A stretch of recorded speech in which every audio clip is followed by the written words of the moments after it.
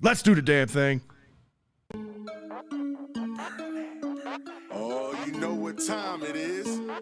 It's time to take it to the Birdland. It's about to go down. Hope y'all ready. Yeah, let's go. Come and roll with me to the Birdland. Friends got to giving you the word, man. Any other BS is absurd, man. Sports talking, they give it to you firsthand. They can talk Terps, they can talk O's. Yeah, they both lit. That's how it goes. Baltimore squad, Ravens and Poe. Better tune in. Here gonna show. Birdland, Birdland, Birdland. BS. Birdland, Birdland, Birdland. BS.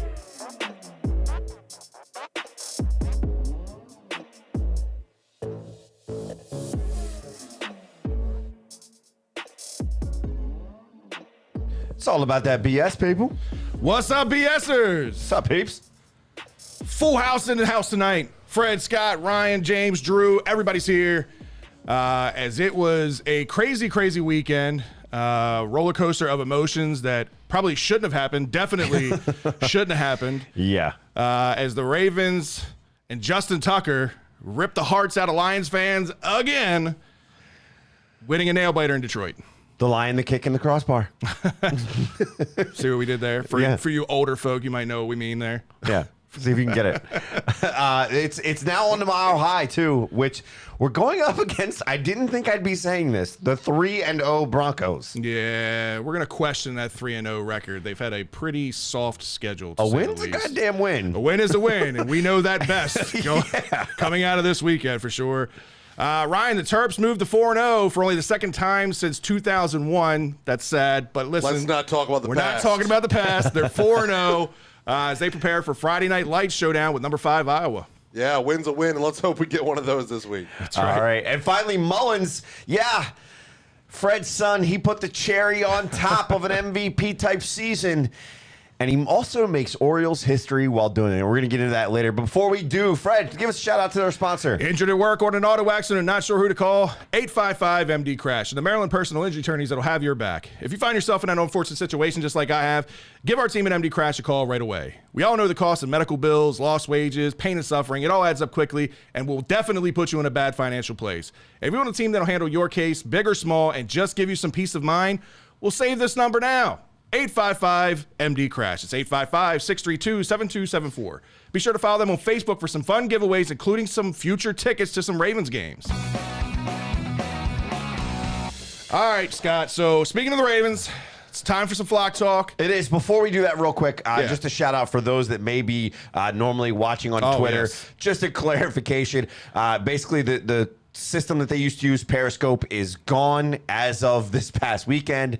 And for some reason, Twitter, you could be in a goddamn pain in the ass. Let's just put it that way. Yeah. So if you've been looking for us, we're sorry on Twitter, but make sure you go check us out on YouTube or Facebook until we get the issue We'll fixed. get that figured out next week. I just need to go through some testing with it. But back to this Ravens game. Ravens squeak away. Like you said, a win is a win. They get it on the heel or the toe or all of the foot on a crow hop and everything else, all of the above, on a 66 record field goal off the foot of Justin Tucker. Yeah, it was a great win. A lot of ups and downs in this game, as you said. That some of the things it shouldn't be there.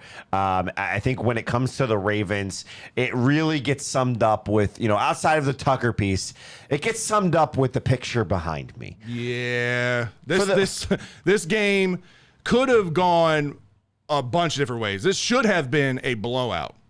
This should have been an absolute blowout. This was if it a trap wasn't game. for somebody up here who couldn't catch the football. Get him some stick him. I mean, I listen, I've seen some Hollywood slander out there, and rightfully so. He had a terrible game.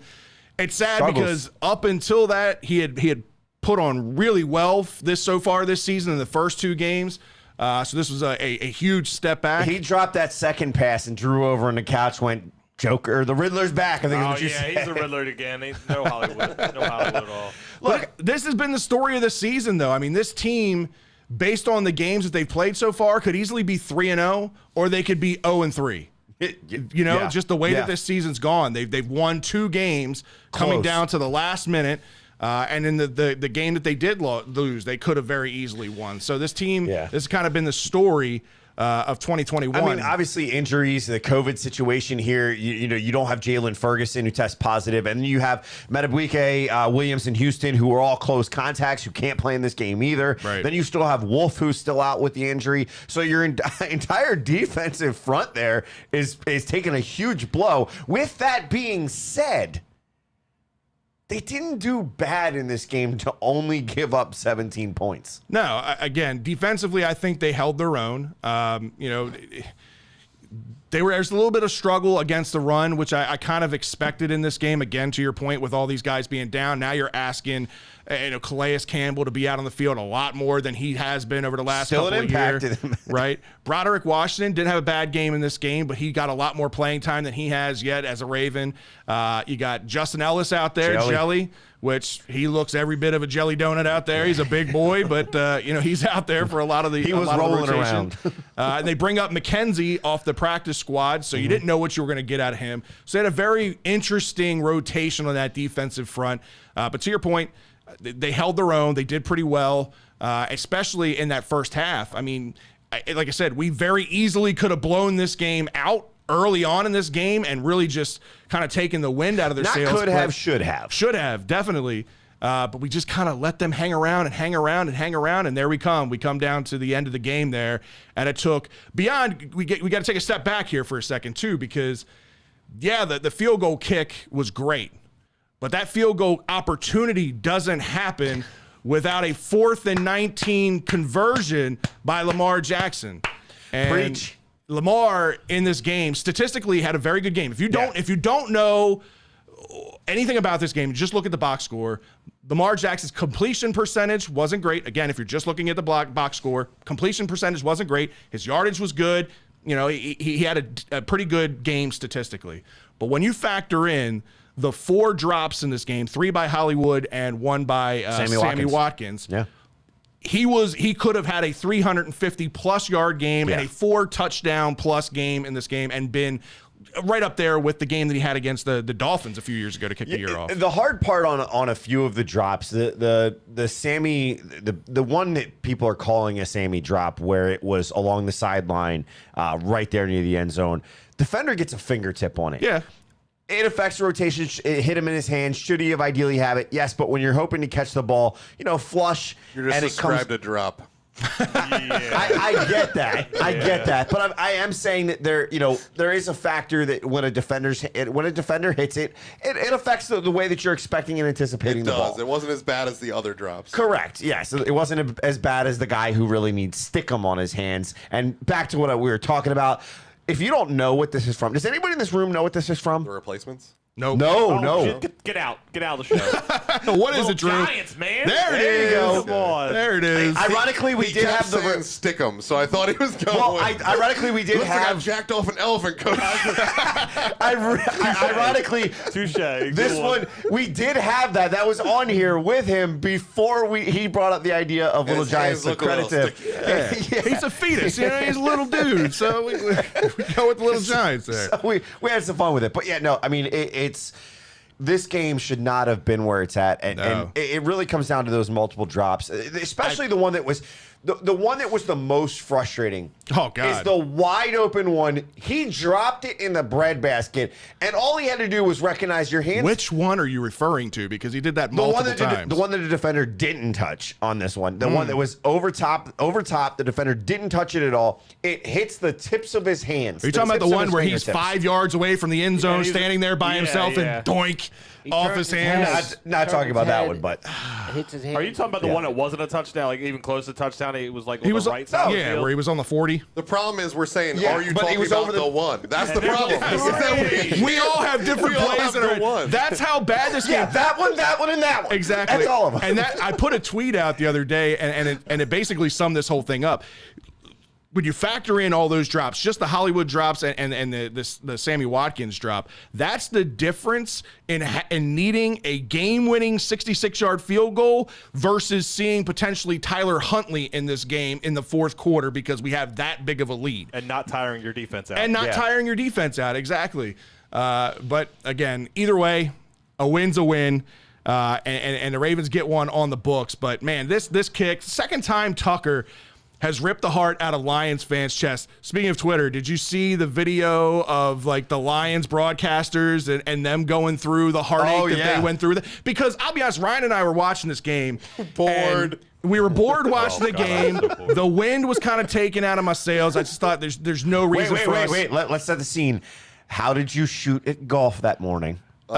We did good for the first few holes, and then we sucked after that. So like the Ravens, you did good for a little bit there, and then just We got overly confident on the front nine and started playing for money, and that didn't go well. Well, anyway, That was your fault. we're sitting here. We got his twins on our laps, and we're watching the game, and it's coming down. And I was pretty much defeated. I was like, this is a game that the Ravens deserve to lose. I just said that to Ryan, and I said. Prior to this, though, I was like, the only way we win this game is if Justin Tucker rips their heart out again.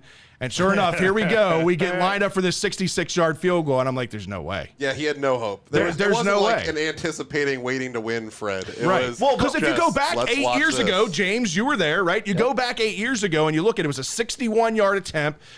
Justin Tucker was 8 years younger, right?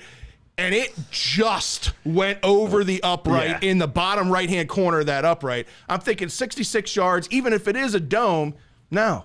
Like, I can maybe 64, I feel confident in 66. It'll have the length, but you tried so hard, you pushed it one way or the other. Yeah. And then, so we're watching it, and the camera angle that they used was awful. Oh, it was horrible. The It way Like that shit was going to bounce the on the way front it bounced, line. Shot it from the end it zone. looked It like looked like it bounced forward. It looked like it bounced on the actual turf. end On the zone, turf. on the turf. I thought, oh man, he wasn't even close. And then I see the ball boy underneath jumping around like a little kid. I'm like, what is he jumping around? And then here come the refs with the hands up. I'm like, no fucking way. Yeah. And we scared the crap out of his girls. They started running and crying. We I both immediately felt screamed. awful.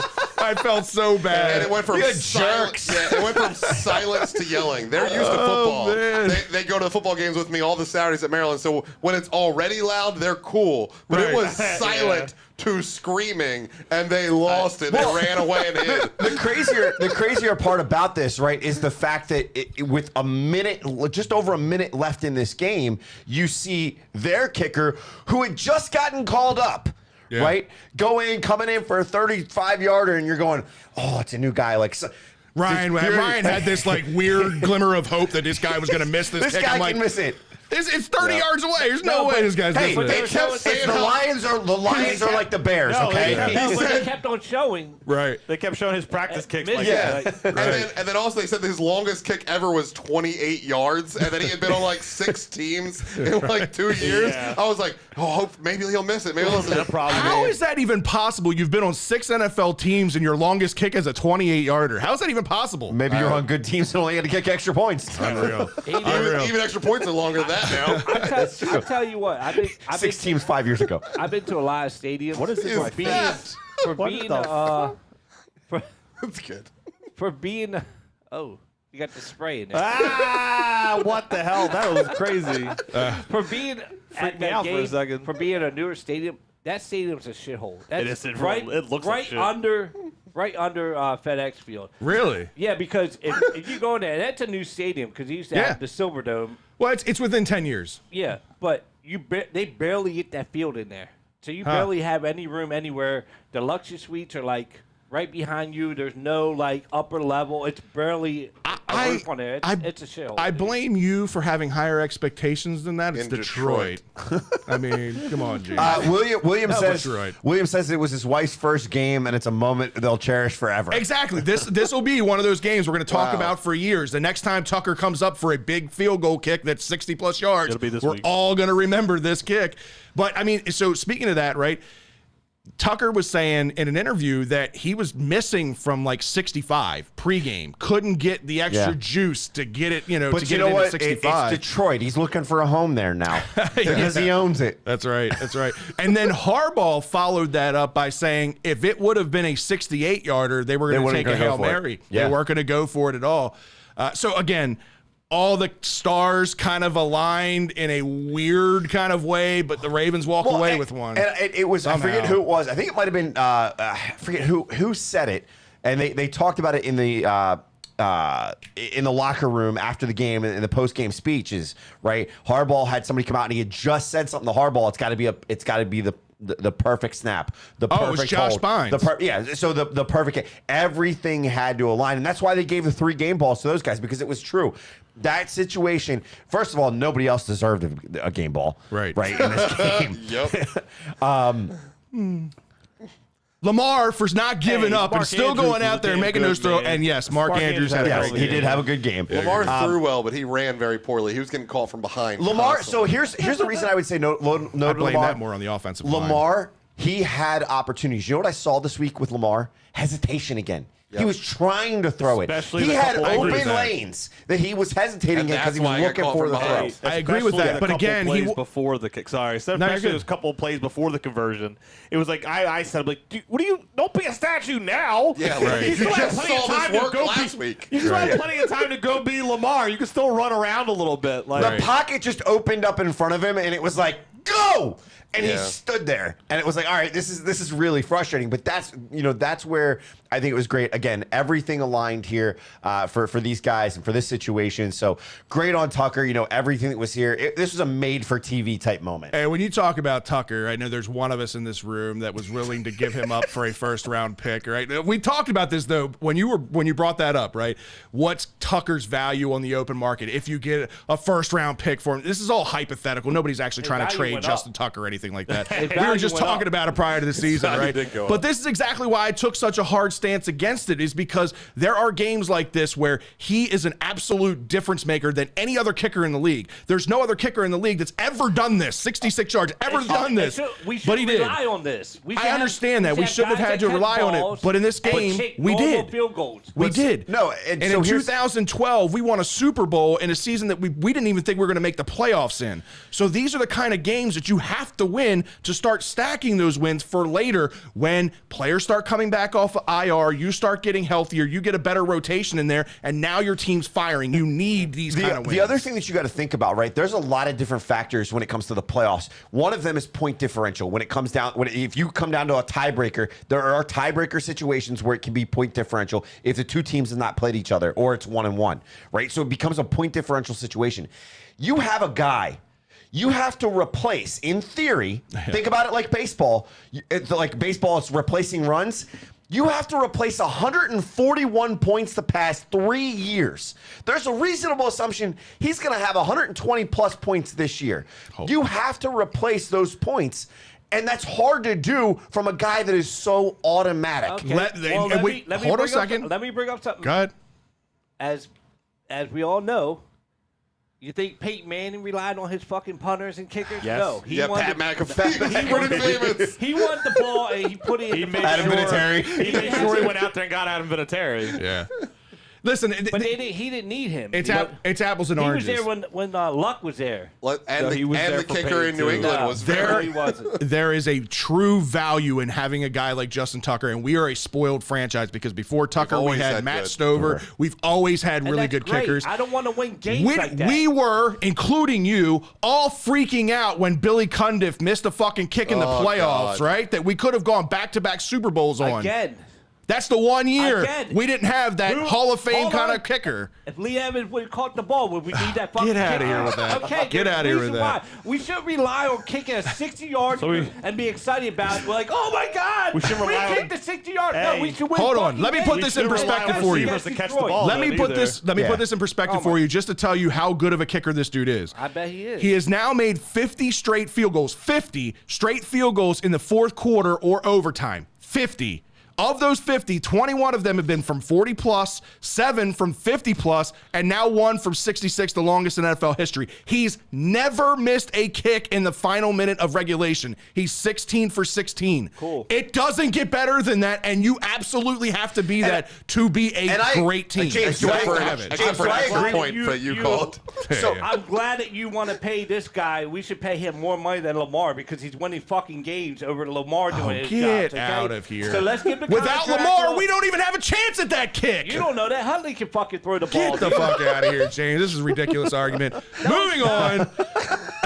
You guys are just in love with our guys and all that. This isn't a matter of being in love with our guys. This is a matter of being in love with it's a business. a Hall of Fame kicker. He is a Hall of Fame player. If there was ever a player that could be in the Hall of Fame before his career was ever done, it's Justin fucking Tucker. That's how good of a kicker he is. And that's the thing too. I'm glad that you want a kicker as your number one guy. It's just a ridiculous argument, James. It's not about being. Please tell me the chat room is ripping into him. Please. It's not ridiculous. It's pretty good. You're always going to have these Ravens guys like Tucker, number one selling jersey, Tucker, because that's what we fucking rely on. If we had an elite quarterback that fucking put points on like Patrick Mahomes, Tom Brady, you wouldn't be talking about a fucking kicker right now. So are you hold on. Are you willing to just so now you're just saying 2 games on Patrick Mahomes compared to what he did? We won 2 Super Bowls, correct? Yes. Are you willing to just throw one in the trash because a kicker essentially is what won us the first one? In 2001, our defense did a lot of damage too because our offense couldn't fucking score. Without Matt Stover, we do not win and go to the Super Bowl. We're kicking 30-yarders.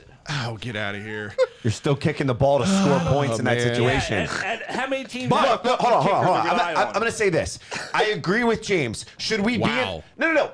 On this point, should we be in the situation that Tucker has to win us this game? No, I agree with that. We shouldn't have been in the situation. Right. That's what I'm saying. I get that side of it, but I do agree your argument that Tucker is gone. Again, 141 points in a season. We're not sure, Troy. Good luck replacing Kamal that. says James drives a Prius. I love it. So, all right. I'm realistic. I'd rather win fucking games because we have a quarterback and a team that can fucking win. You guys are like, but you don't want the quarterback that's winning games. Quarterback. Oh, man. Anyway. Speaking of the quarterback, let's talk about Lamar in this game. Because like I said, to your point. On paper, didn't look pretty. Again. Wasn't the greatest. Completion percentage didn't look good. 16 for 31. If you add 5 completions to that from balls that were dropped by wide receivers that should not have been dropped, his completion percentage goes up. He's got over 350 yards in this game. He's got over 4 touchdowns in this game. Probably one of his best passing games that I've seen out of him. Still a turnover issue with the interception. That was a bona fide punt. Yeah, essentially that. Yeah, it was a bad pass, but yeah, it turned out basically in a punt. I agree with that, Drew. But now, if you look at him statistically, you talk about, we're infatuated with a kicker. This dude is on pace for over 4,000 yards passing this year, and he's on pace for over 1,300 yards rushing. That's 5,300 total yards that he's on pace for. So we got a pretty fucking good quarterback, and we wouldn't be 2-1 without him. So beyond just Justin Tucker, we wouldn't be 2-1, and we wouldn't be sitting in this spot. I was going to say, I added something to the thing. So he also not only leads the NFL in yards per carry, which you kind of expected out of him the way he's been doing things. He leads in yards per completion as well. Yeah, that's pretty fucking impressive. Granted, it's only 3 weeks into the year. Yeah, but who would have ever pegged that? But that would have never been something I would have put Lamar in the top 5 on. So that's a great start. We're talking about the drops, but let's look at somebody that did show up in this game, and that was Mark Andrews. 7 targets, 5 receptions, 109 yards in this game. It wasn't this off-the-wall type of game, but he was an impact type guy, right? And not only did we have him be an impact on our side, our defense was able to limit their tight end in Hawkinson. Yeah, that's the matchup that we were looking at in this game and that we've been looking at through all of the 3 games that we played so far this year. Was we knew we were going to go against the elite of the elite with tight ends, right? And so far, Mark Andrews has kind of just been a minimal piece. He hasn't been involved a whole lot in the offense. This game, he gets his 5 receptions, gets over 100 yards. But the big difference here was you get Jimmy Smith back from injury, which we've been talking about at ends, that's the difference maker in coverage against tight ends. Jimmy is usually playing man against tight ends a lot, and he played against Hawkinson a lot in this game and held him to 2 catches for 10 yards. Again, you're talking about a top five tight end in the league and a guy who had been putting up huge stats the first 2 weeks of the year. To hold him to 10 yards receiving, that's a pretty damn good job by this defense. It's definitely impressive for us to be able to do what we did against this with the guys that we had, right? You know, we're down multiple guys on the front line. Since we're on defense and we're talking about the tight end here, linebackers were what we were looking at in this situation because you were expecting them to have a strong showing. Jimmy Smith is playing in this game, is lined up on Hawkinson a decent amount throughout the game. But one of the things that just continues to irk me, Patrick Queen. Yeah. It's not just you. I think it's me. It's a lot of other fans out there too. If Patrick Queen would probably be the best player to ever play two-hand touch football. Because he can touch and he can get to a player, but his problem is he can't wrap guys up. Way too many missed tackles, way too many sliding off people, taking bad angles. I say to me, it's bad. It's a lot about trying to tackle too high. It's a lot about bad angles. There's so many times I see him. He's at the start of where the play, so to speak, where the guy gets the ball. He's almost in front of him, and next thing you know, somebody else is coming up and stopping him, and all of a sudden he's behind him. Right. I'm like, there were multiple times I'm like, did you fucking pull up? Like, right. What the fuck did you do here? Because you flocked to the ball, which you were supposed to do, but you didn't tackle him. There was a few times where I almost saw him, it looked like he was trying to do the Marlin punch, and I'm like, dude, just tackle. Yeah. Let Marlin do the Marlin punch. That's one of the things that we took for granted with some of these linebackers that we've had. Obviously, Ray was great. I mean, he was 10 to 15 tackles every single game. But beyond him, even like Darryl Smith and some of the other middle linebackers that we've had here, even C.J. Mosley, they were good tacklers. They gobbled up the guys coming through the middle and going sideline to sideline when the opportunity was there. Patrick Queen to me, it's not a strength thing. The dude's a strong dude. He's built well. It's just, it comes down to basic fundamentals. And I don't know if he's just not taking to the training, if he's not getting the proper training, but I haven't seen much improvement in his game since he's been drafted as far as tackling. I think certain things in coverage and whatnot are starting to click for him, and he can anticipate plays a little bit better, but still you got to be able to finish. You got to be able to wrap guys up and get them to the ground, and that's a frustrating part of his game for sure. Yeah, you can't go after the running back when he's coming up the hole and tackle him at his waist. Right. You go for his feet and his ankles, stop his power, stop his momentum.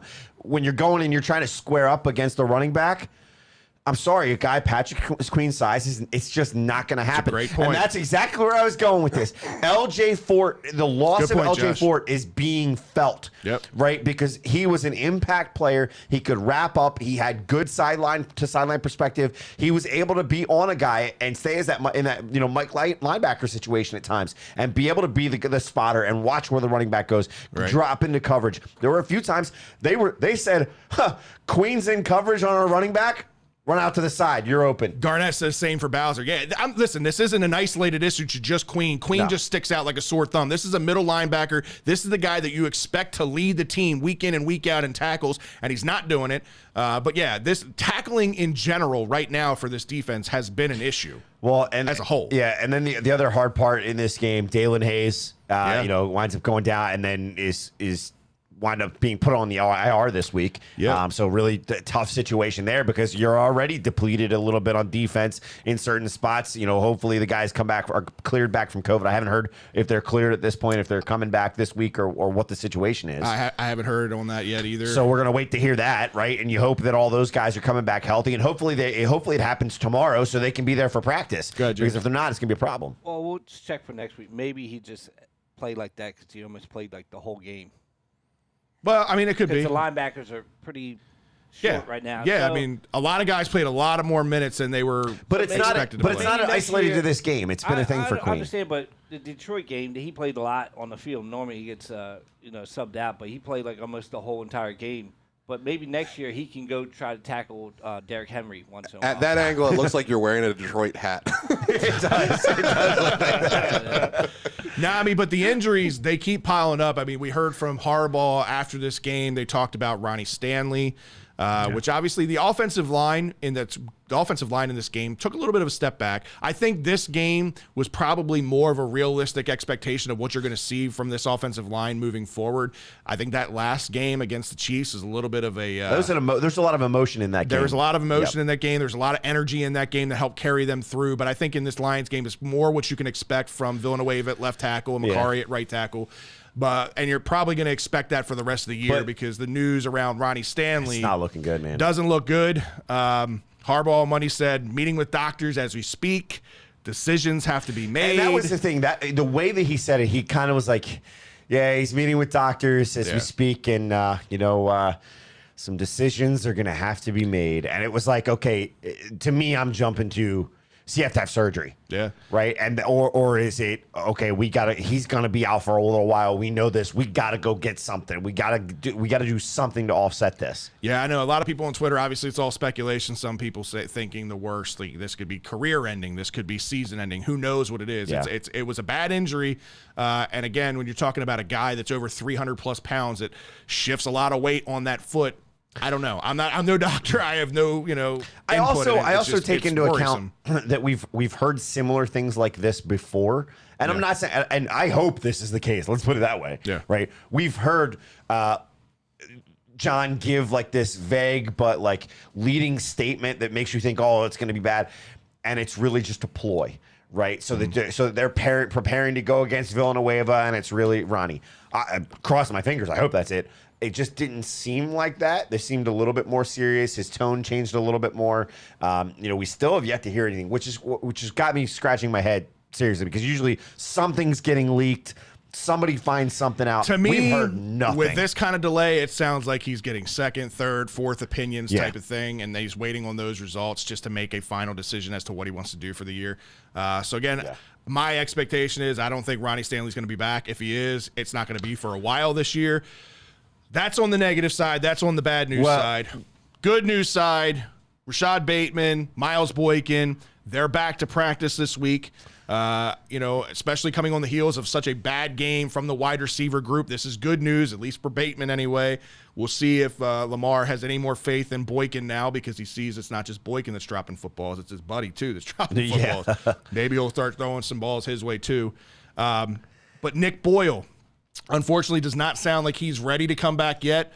I don't know what that means. If that means he's just going to be out for another week or two before he's ready. But that's a problem too. Having that extra tight end in the group there. And again, that true blocking tight end that you're going to let Andrews get out more as a traditional, more of a pass catching tight end and not have to stay in. He's having to do a lot more blocking, and he's doing okay at it. It hasn't been bad. I think Oliver's not that. He's more of a pass-catching tight end, right? He's a Hayden Hurst-esque type tight end in this situation. So Rick says, what are we doing with Ty Wallace? It's a good question, because he's a kid that, I didn't have super high expectations on, but I liked him. I liked what I saw out of him. I like his attitude. I like his ability to go up and get the ball. His hands look good. I don't think he has like Blazer kind of speed or anything like that. I don't think he's a great route runner, but there's a lot that he brings to the table. But I also felt that way and feel that way about James Prochet, which you saw him a little bit in this game. He made the one catch there over the sideline, which was a nice catch, kept both feet in bounds. That was great. That's the thing, he gets one target in this game. That's my problem, is I don't understand why we don't see more out of him. Again, this was one game for Hollywood. Prior to this, the other two games, he had played really, really well. We have a first-round investment in Rashad Bateman coming back. So, again, I think those opportunities for guys like Wallace and Boykin and Prochet are just going to be limited. They're going to continue to be limited, I agree. But this kind of leads to the fact that of what I talked about preseason when we saw the hype with James Prochet. We were all excited. It looked good. Right. But my biggest hesitation always was and will continue to be, he was doing that with the backups that he was already comfortable with. It was the guys that he normally practiced with, right? In Huntley and in McSorley. He wasn't used to practicing on a regular basis with Lamar. Yeah. Are we seeing he's going to have to ease into Lamar? They're going to have to, give him the shots. But if he's not getting the shots, he's not going to develop that chemistry. The only chance he's going to get is on the practice field. So you got to wow with Lamar on the practice field. And we haven't really heard a whole lot out of that situation either. Yeah. So there's a lot of questions.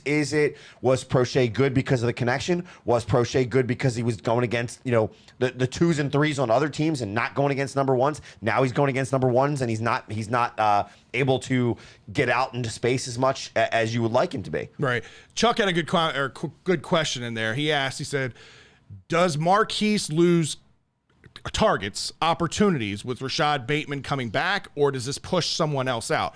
So that's a good question, and it remains to be seen, because Lamar has actually built a good chemistry faster than I expected with Sammy Watkins. It's not a ton of targets, but they're effective targets. Each week, I think all 3 weeks, he's had 4 receptions all 3 weeks. And he's done good. Granted, he had the one drop this week.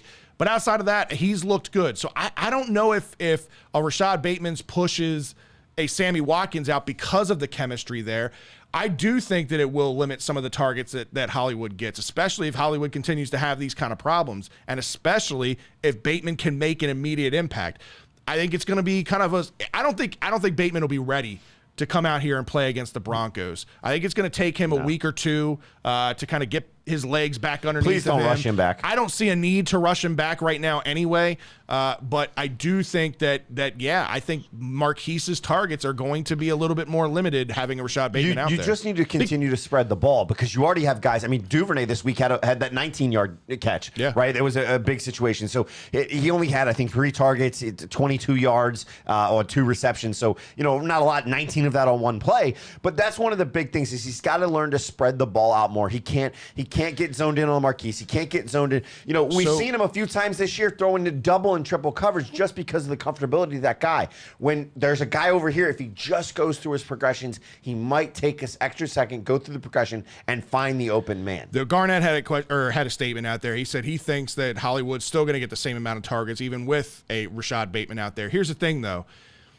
The Ravens aren't going to become this unbalanced team towards the passing way. So they're not going to throw the ball 10 more times per game because they get a Rashad Bateman in there. That's just not going to happen. That's not how this offense is designed.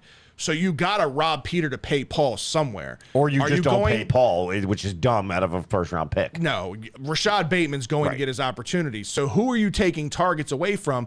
Are you taking targets away from your $56 million tight end that you just paid? Are you taking targets away from Sammy Watkins, who he's got a good reputation with, and beyond that one drop, he's actually been pretty effective in this offense? Or are you going to take it away from somebody who has been inconsistent through his career in the opportunities that he's got? I don't know. Hollywood and Lamar, our boys, they're brothers. He looks for him, obviously, in situations, even when he drops the ball. Yeah, Craig chiming in. They're going to have to find opportunities for Bateman somewhere. Yeah, he says, I think we use Bateman more for possession ball plays than deep down. Look, that's a possibility. The opposite opinion is here. I think it'll push Hollywood to the slot. And that could happen. Completely opposite things there. But see, that's the benefit when you have these type of situations, because I think that's what we're going to lead to see. We're going to see these shifts and these changes, right? Because it's going to be, okay, what if we put Hollywood in the slot, put Bateman on the outside? What if we put Bateman in the slot, Hollywood on the outside? You don't know who to cover and what situation, what route they're going to wind up going. You could see a slot go route. You could see an outside go route. There's different situations, but both of these guys can run that route. Drew, what do you think they're going to do with this offense once they get a Bateman in there? Once they get Bateman in here, that's even more reason to make this absolutely a balanced offense, where you can see how well he's throwing the ball and how well they're doing in the air, and they can still run the ball if it ain't just him. I think it was a little bit tricky this game because Lions played up more and they were so decimated with injuries on the secondary. You had to attack the secondary, which was working if you're catching passes, which we can't point out to beat the dead horse. So if anything, with Bateman, it doesn't having more options in the passing game doesn't necessarily still take away from the rushing game. Right. You're still going to have that complete balance that you're almost looking for and still be able to be that run-first type team, though. I agree with that, and I think, to your point, I think it's actually going to it's going to depend week to week on the matchups, right? Yes, yeah. And the defenses they're going against. The Lions were a defense that the Ravens felt comfortable and confident that they could throw the ball against. And that's why Lamar was taking the shots that he was taking. That's why he was throwing the ball down the field like he was. But there's going to be, teams like the Steelers and teams like the Browns in division games. That's 4 games alone where you're going to have a ton of heat on the outside and you're going to have to get balls out quick or you're going to have to run the ball down their throat. So in those games, those opportunities are going to be limited, especially in the passing game. Yeah, I think the way that you look at it, I forget who it said. David said either way, it'll bring more opportunity for Lamar to take the chance and run when the defense is occupied with legit threats. Great point. And that's a great point. But the thing is he can't get into such a passing mentality. Again, I've said it earlier, and that's kind of going to my statement. When you see a lane, you have to take it. Right. You can't be looking downfield just because the big play, just because you need to throw. I'm okay with Lamar getting an open lane to run and him getting 10 yards, versus trying to look downfield and seeing the risk of the interception or having the potential for the drop pass. At this point, with the drop passes last week, I don't know why he was hesitating in the fourth quarter. Right. Run the ball. You've thrown the ball. These guys have had struggles. I get you're trying to get, maybe he's trying to be a good quarterback, get their confidence back up, show them, yeah, you got that, you can pick us back up, but you're the quarterback. You look at what's in front of you and you take the easiest route, right? Right. Why do guys like Tom Brady, Drew Brees when he was around, Aaron Rodgers, why do they take the free plays on offsides? Because why not try to get the free play? That's easy. I'm already getting 10 yards. Right. Why not try for 40 yards? You can't try for 40 yards when you got 10 yards straight in front of you. Easy. Right. Do it. I agree with that. I agree with that. All right, so we're moving on from the Lions. It is what it is. It was ugly, but we got out of there with a win somehow. Skin of our teeth. We're on to the next one. Still on the road, going to Mile High to take on the Broncos. The 3-0, mind you, Broncos. And granted, it's a little bit of false advertising, I believe, here with this 3-0 record that they have. But I will say this. This team looks a hell of a lot better with Teddy Bridgewater under center than they ever did with Drew Lock under center or any cluster of quarterbacks that they've had over the last few years. Yeah, and I think one of the things that we've been seeing Noah Fant this year kind of starting to with that connection with Teddy Bridgewater, you're starting to see that. I contend that you'll see that develop later in the season even more as these wide receivers get open and Teddy's hitting them more. I think it's one of those things that you have to look at and say, it's not that Noah Fant is a top tier tight end. I'd put him in the top 10. Well, top 10, but he's not top 5. Much. He's not like a Waller or a Kelsey or any of those types of situations. But if we let him be open, if we're not accounting for him, He has to be accounted for. We're going to get screwed across the middle. Yeah, I agree with that. I will bring up the fact that they are dropping like flies in the wide receiver core for them. Judy's already been out, and then they just lost KJ Hamler, so it's kind of like Tim Patrick. I mean, it's two wide receivers. He's not a bad receiver. And that's kind of it. And so, Cortland Sutton, too, right? Sutton and him and Sutton. Yeah. So, I mean. Noah, fantastic. It's, you know what I mean? With the less wide receiver worries, you could kind of cheat a little bit on the tight end. They said 3-0 with an asterisk. Well, Denver has a real game now. I agree with you. We got to pump the brakes a little bit because we did not look like a real team going into Detroit this past week. But Teddy Bridgewater, he's about 77% completion percentage, 4 touchdowns on the year, no interceptions. So he's averaging just under about 300 yards a game passing. He's being a good game manager. You know, he's not turning the ball over. He's not costing his team possessions. No, but his offensive line is because he's been sacked 7 times. So that's a benefit for us if we're healthy, right? Yeah. That our defensive front should be able to get to him, should be able to put pressure on this offensive line to help us. But on that flip side, you got to make sure that you're stacking the box against these guys. I mean, we've got as far as rushing, they've got 382 yards rushing as a team in 3 games. Melvin Gordon looks totally like rejuvenated. 193 yards in 3 games. Yeah, 193 yards, averaging 4.6 yards per carry. Melvin Gordon was the kind of guy I kind of gave up on in fantasy world, right? I didn't think much of him going into this year. I actually had a higher grade on Javonte Williams, the rookie, who's still there. He's got 138 yards, just under 4 yards a carry. But Melvin Gordon's been surprising. But and not only that, right? From the running standpoint, Javonte Williams has also been. He's averaging 3.5, right? But he's got one of their TDs. You have Melvin Gordon that's got 2 TDs. They have 3 total. So those are the 2 guys that are doing the most on the rushing side. And then you talked about wide receivers. One of the guys that's kind of been under the radar in previous years and has actually been stepping up this year. He's got 2 touchdowns already. It's Tim Patrick. You're going to have to account for him. Yeah, we were just talking about Tim Patrick. Yeah, he's again a guy in a position that was looking. They were looking to trade him. The Ravens actually called about trading for him just a few weeks, or I think a week prior to the season starting. He was kind of low on the depth chart, even though he's been effective when he's gotten time. But you had a guy like Jerry Jeudy that was in front of him, KJ Hamler, like Drew was just saying. Both of those guys go down, and now Tim Patrick gets the opportunities. He's a decent receiver. Pair him opposite Cortland Sutton. I still think that this wide receiver core can make noise against our secondary, who right now, again, is a little bit depleted because of injuries. So this is not going to be a walk in the park game for us, especially being on the road. That's a raucous crowd in Denver in Mile High.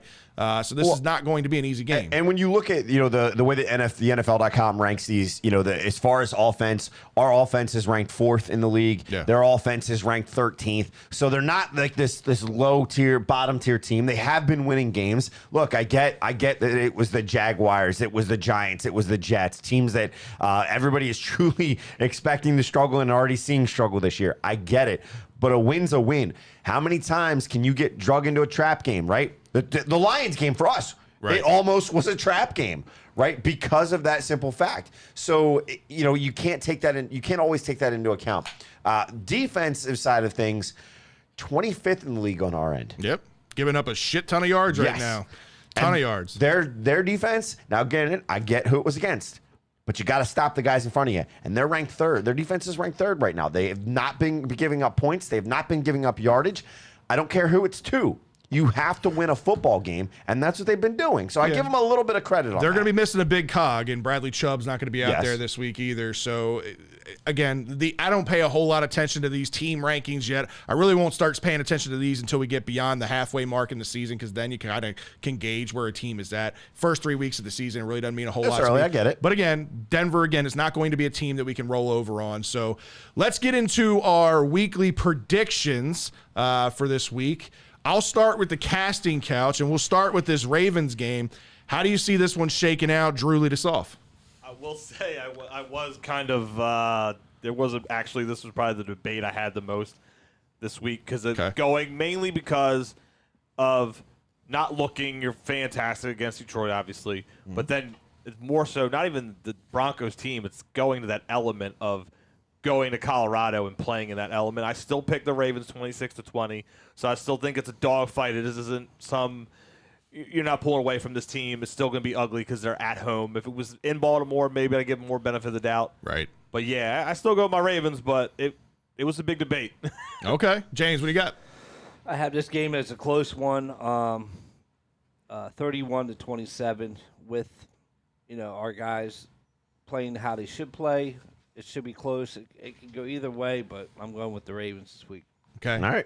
Is it Justin Tucker to win it? Oh, yeah. It's Mile High. He could probably do a 70. 69-yard field goal. 70 up there. That's what I rely on. All right. But, hey, if he comes out, he comes out of this game and hits a 60-yard. I don't even care. It could be exactly 60. I love you, James. He hits a 60-yarder to win this game.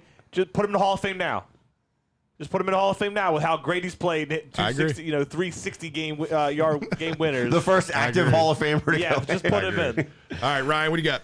All right, I got the Ravens in this one. I'm worried about what we have on defense. I'm worried whether our defensive line all get cleared in time for this. Yeah. It sounds like most of them weren't vaccinated, so it could be up in the air. If we for a were while. 90% vaccination, is our whole defensive line the only people that weren't? 10%. Devin Lamar. Yeah, those numbers are all the practice squads vaccinated, so it ruins all the starter numbers a little bit more.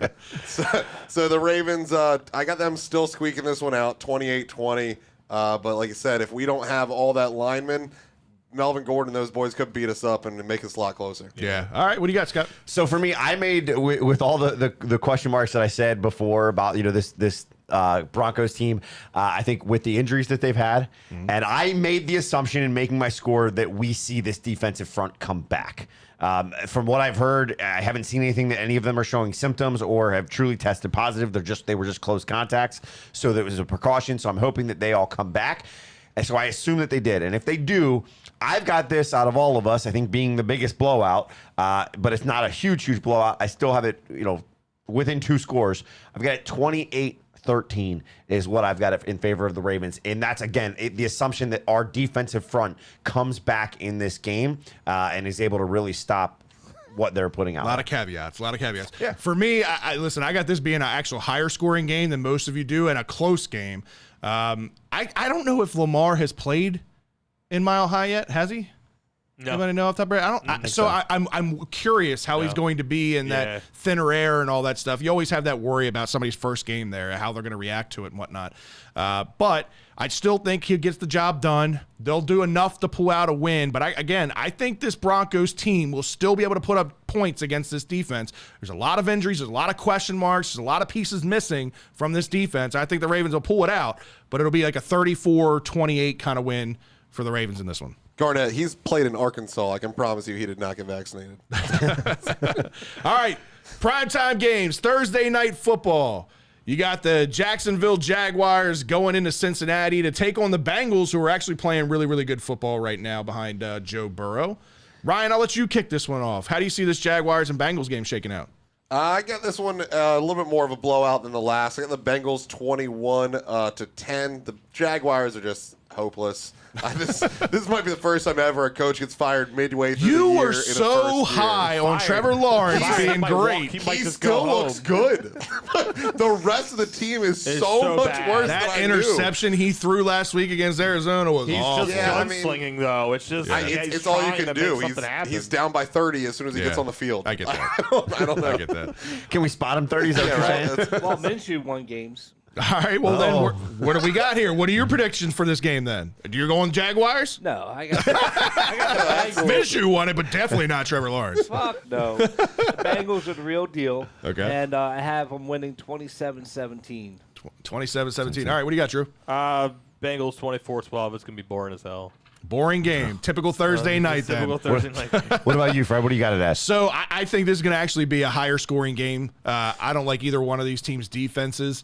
I've been actually kind of surprised with the Bengals' offensive line so far through the first 3 games. I thought they were going to be absolutely horrible. They haven't been great. I'm not saying they've been great, but they've been better than expected. I think they'll do enough. I think the Bengals win this game 31-24. Stop cheating on me, Fred. What? I have 35-24 in favor of the Bengals. You're cheating. That's okay. I did the old, the Price is Right or whatever the fuck it is. Oh, jeez. I've got the Bengals winning this wholeheartedly. I think they do. I think the Jaguars are able to put up some points in this game. They need to put up points in this game. Right. So I really think that they have the chance here. So let's look at take a shift and look at the Sunday night game, which is kind of a game that everybody's probably going to be watching. It's the game that's been circled for the last couple of years on this schedule. It has been. Years. So it's a Sunday night game. Bucks at the Patriots. Tom Brady makes his return to Foxborough. And we see them go head-to-head against Belichick. I'll lead this one off. Go ahead. Fucking Tom Brady sticks it to Belichick and this Patriots team and blows the Patriots' doors off. Mac Jones, what did he throw? 3 interceptions last week. He's going to have all kinds of pressure on him this week to perform in this game because not only does Belichick want to win this game so badly, but the fans want to see it. He's going to have so much pressure on him in this game, and I think he buckles. And the Bucs defense is still good, even though they gave up a ton of points to the Rams this past week. I told you, I've been really high on the Rams ever since they got Matt Stafford, and I think that team is continuing to climb. I think the Bucs will show out in this game. I think the Bucs win this one 40-17. Stop cheating. All right, Fred. I've got it being 42-17 in favor of the Bucs. Nobody's cheating off of this I know. I am second. Well, I guess you're tied with me. Damn it. Never mind. I'm All right, last. I'm last, bitch, man. But no, Hey, we're tied, buddy. I look at this and I say, who knows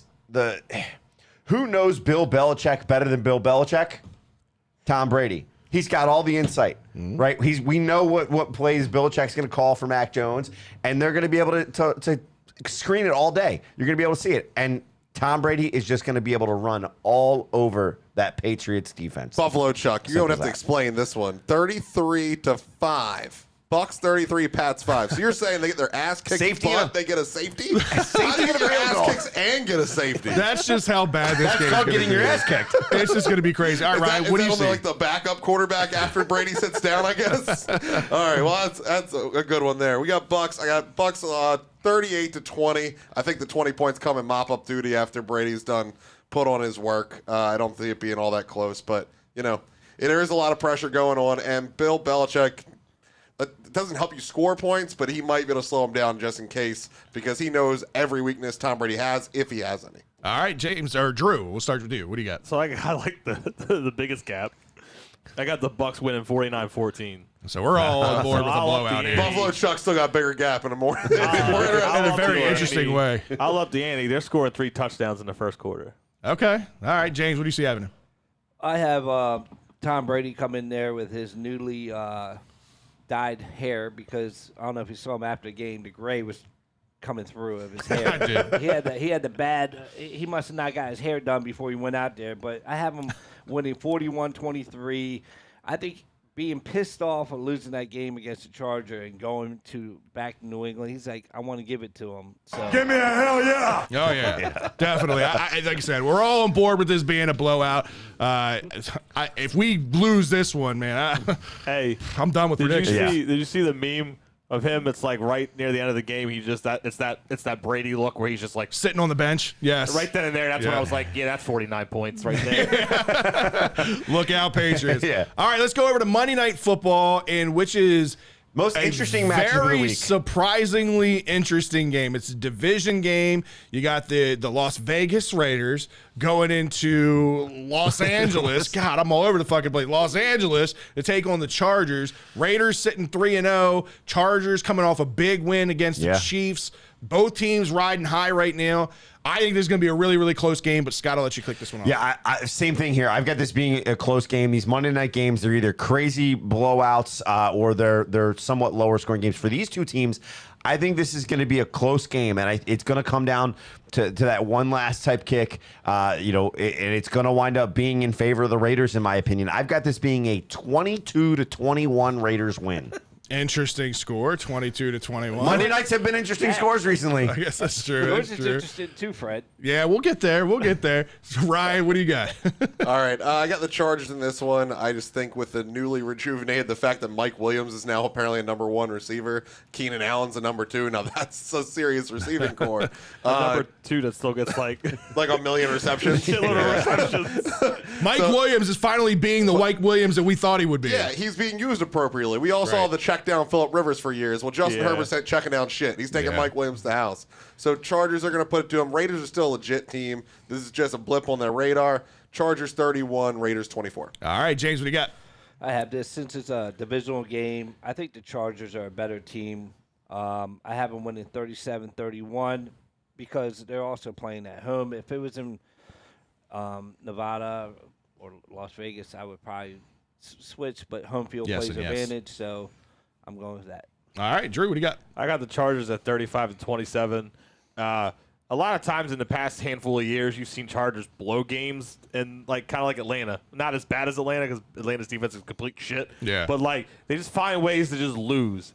And last week they took it to Kansas City, kept the pace up, and never let them come back.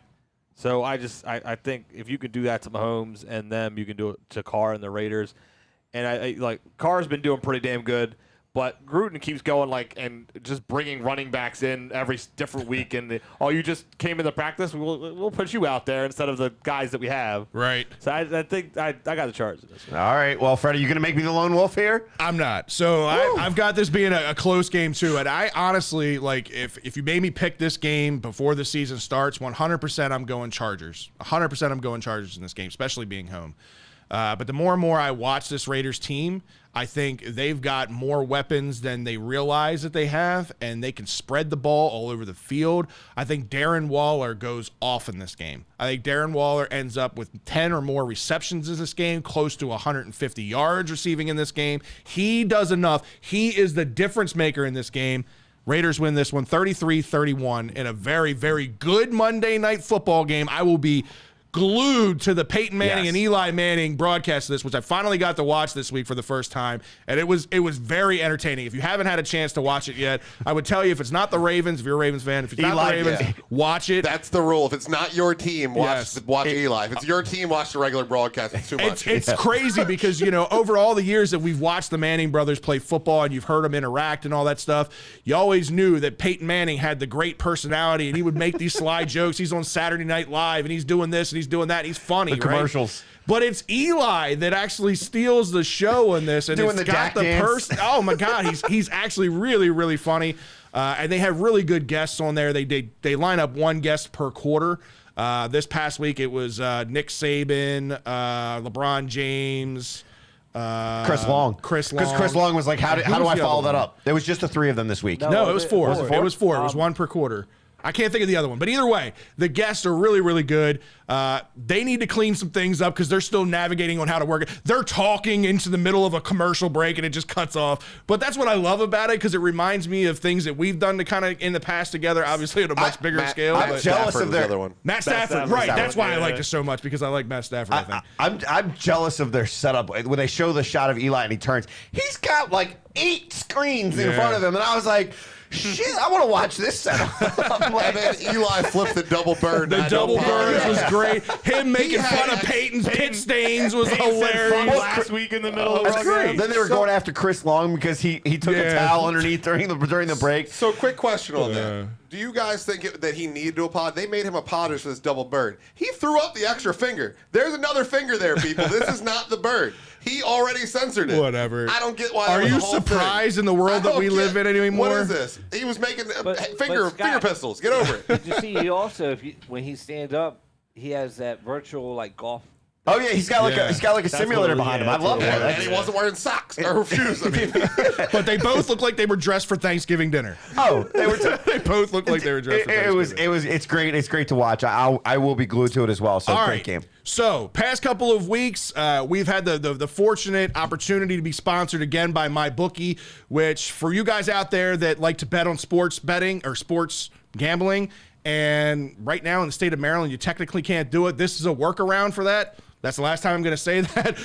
Use the link in the description below and use the promo code Birdland BS. If you sign up, they will double your first deposit up to $1,000. And we're going to walk you through here. We've made a couple of parlay bets in the past. Well, So let's give a caveat that last week we forgot, and this is important. Make sure that you hit confirm bet, not just place the bet, but confirm the bet, because we didn't do that last week. But you know what? It was a $50 bet that we could have won $179 on.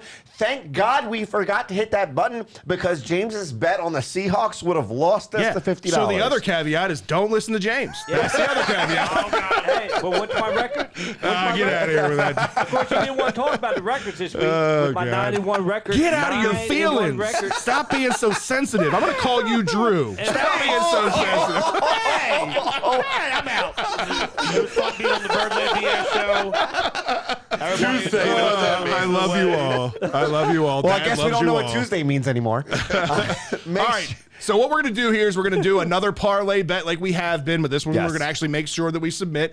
Being that last week we didn't get to make a $50 bet because we didn't hit the submit button, we're going to put $100 on the table, Ryan. Get excited. We're putting $100 in. Too much. And we're going to do... Low numbers, high risk. Low numbers, high risk. We're going to try to find something between a 4 and 16 parlay. And I'm willing to take a little bit more risk, not a lot, a little bit more risk in this than I have in the past. So let's go down this list. Jaguars and Bengals. We were all on the Bengals. Let's pick that hands down. All right, we got the Bengals. Washington football team and Atlanta Falcons. This one could go either way. Let's come back to this if we can. Detroit Lions and Chicago Bears. This is one that I took risk on. I think the Lions win this game, especially as bad as Fields looked in his first start. But we'll come back to that. This is a lock for me. Titans, Jets. It's got to be the Titans. How many interceptions has Zach Wilson thrown in the last 2 games? Still I think it's counting. like 18. Titans win this game. I think that's an easy one there. We're taking that. That's 2. Browns, Vikings. What are you guys thinking this? That's going to be a really tight game. That's going to be a tight game. Really? I'm skipping I that think one. He's playing out of his mind right Okay, now. I really like the Browns in that game, but all right, let's skip on. Colts, Dolphins. Brissett made it a game last No, night. no. Brissett looked good. There we go. Scroll down. Dallas. All right, Panthers, Dallas. Panthers are without CMC. Cowboys look really good. Yeah. They're playing at at home. I like the Cowboys in this one too. as well. Let's go with Cowboys. that one. Rams are going to win that Giants, Saints. The Saints have been winning games in really odd ways. It hasn't really been because But of it's also Jameis the Giants. Winston, but it is the Giants here. I like the Saints in this one. Do you guys feel comfortable with the Saints over the Giants in Yeah, this? because they're going to get like 3 Yeah. takeaways from Jones. Okay. Are they playing at home It's- this week? Yes, It's at home. Saints They- are at they were home. in the It's at home. At minus Yeah, the 400, you might make more money not putting that in your No, parlay. no, you leave that on there. Not in a parlay. It doesn't work that way. Chiefs, Eagles. No way Chiefs lose 3 games in a row, especially to the Eagles. We just watched them on Monday Night Football. Chiefs win this one, right? Anybody arguing that? No way the Chiefs lose 3 games in a row? I hope No. not. All right, let's put money on that We're one. going Chiefs. All right. There it is. Houston and Buffalo. Now by the way, we're at 5 teams. Shit, Buffalo Chuck. What are the odds on this? 1,300. Oh my God! You have to bet Yikes. $1,300 to win $100. Yeah. That's absolutely absurd. Yeah, we're not taking that because that's just going to hurt the bet. But Yeah. Because that is going to be ugly as hell. yeah. All right, God, hold on. But that as an experiment, when we're done picking the rest, let's come back and see what the bet would be with and without it, and see if Okay. it hurts or helps. I Okay. just want to know. All right. So the next one's Arizona Nope. at the Rams. Don't like that game. Don't like that game. Seahawks, 49ers, don't like that game. Nope. Ravens, Broncos, don't like that game. Not doing it, jinx again. Steelers, Packers, I like the Packers a lot in this game. Yep. So let's all vote on Lock the it. Packers on that. So Lock the- there's 6. We're at 6 already, and we're really confident about this 6. All right, so here's the 6. Put $100 on a 16 parlay here and see where we end up. $415 All right, on now a go confident back. bet. Go back and put in that minus 1,300. Let's see what happens. All right. There's the Bills. There you go. Same $100 bet. So we went up 40. So we went up 40 You bucks. should have that. Let's do That's a lot. it. Place this bet. 17 parlay. Confirm, my friends. Somebody write these down, Confirms. please. I'll know what they are. Okay. We're good. We're good. All right. Hit confirm. Confirm. Boom. 17 parlay bet. $100. It's going to Continue potentially win us. What was it? 4 something? 454. The That's potential how for easy it is, 454. folks. You saw that. I mean, most of these bet slip, games it'll that show we you bet it's got. on. Yeah. Listen, I'm not a betting guy, slip. right? But when it comes to football, there are certain things that I value my knowledge on, right? And I don't take a whole lot of risk. I have done really, really well personally, not with this group thing, personally on my own for the first 3 weeks of the season. This is the kind of bet that I would make personally. A $100 bet, again, to win $450. This, to me, is a no-brainer. There's not a lot of risk in these games other than It's the a NFL. catastrophic, other than like a catastrophic injury. Somebody goes down unexpectedly, and then, Joe Burrow goes down, and now the Bengals don't win. Yeah. The other nice thing, just to show you guys really quickly, we're not necessarily going to do it right now, but Did you confirm that? I did confirm that bet. It is in our open bets category. Just We're making good. But one of the other things, if you aren't sure about like parlays and over-unders and that type of stuff, there is the opportunity to do squares. Everybody knows squares. You have your squares for the Super Bowl and different games. They actually have the ability to do these. There is the NFL game this week, which is the Thursday night game. And you can do as little as $3.10 a square. So in this one, there's 14 available. You click on buy squares, and it shows you a check mark or a plus sign if that option is make the bet. Yeah, You but pick you your don't know squares. what they are. They're question they're marks. question marks right now, just like a normal one. It doesn't got just it. if you've done one with work or whatever, same type of thing. So pretty cool that you can actually go through and do all this. Again, MyBookie, thanks for the sponsorship. Use the link below in the description. Use the promo code Birdland BS for your first deposit. It only works on your first deposit. Double up to $1,000 on it. All right, Ryan.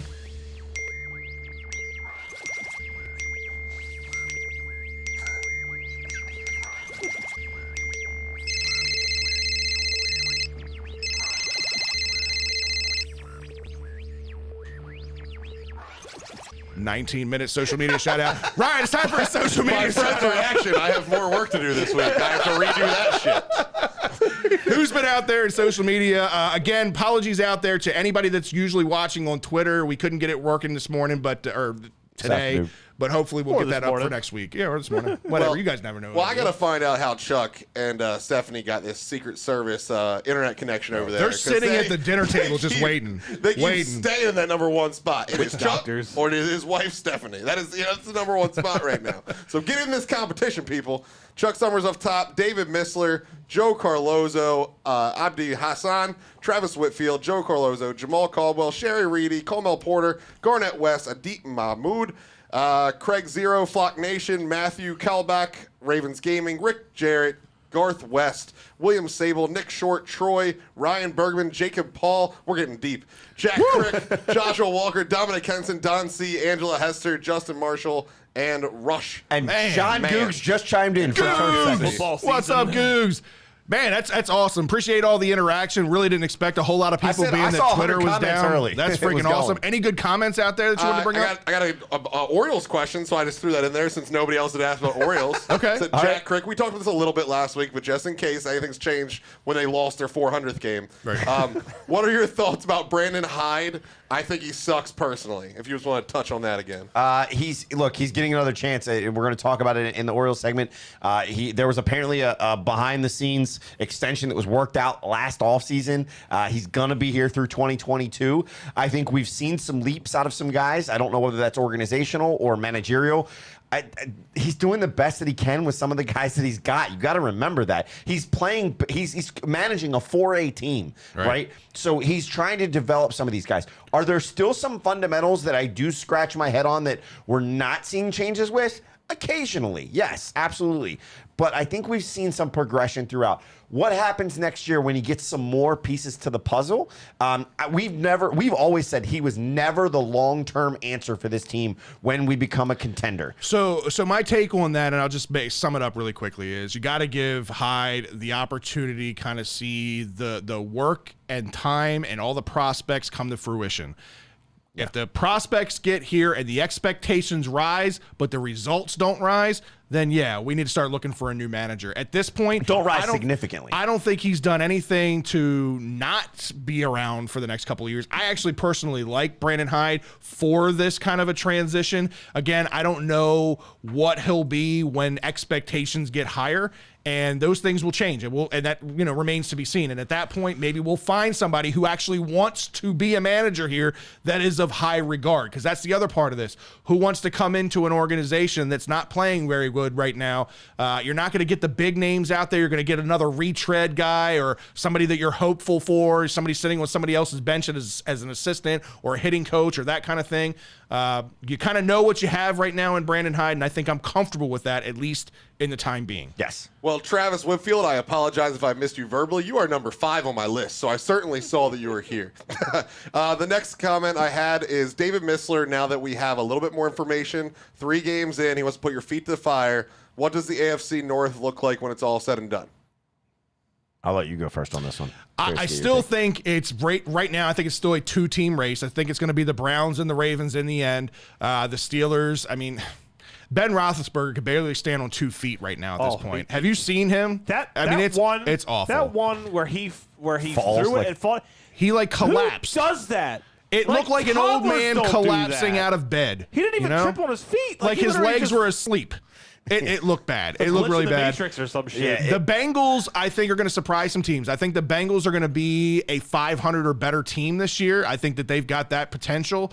Joe Burrow's the real deal, and he's a big difference maker. But again, it all comes down to his health. But I still think it's a 2-team race between the Ravens and the Browns. Yeah, I was right there as well. I'm right with you. I think it comes down to those 2 teams. I said from the get-go, with the Steelers had too many question marks for me to say that they were in contendership. We're seeing that. I did put the Bengals over the Steelers. I stick with that. I agree with you. I think it's Ravens and Browns are really going to fight this division out. All right, Scott, it's time for this week's Liquor Stop Brew of the Week.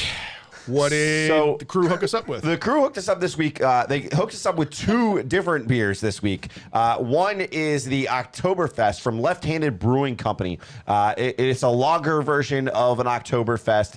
With this one, it's 6.6% ABV. The taste that they say is it's got like a... Justin, get out of your feelings, or I'm going to call you Drew. Justin, get out of your feelings. Justin, I literally write them down as they come into the chat room. I just scroll back. I don't see in the first couple minutes of the show. That's all it was. All right.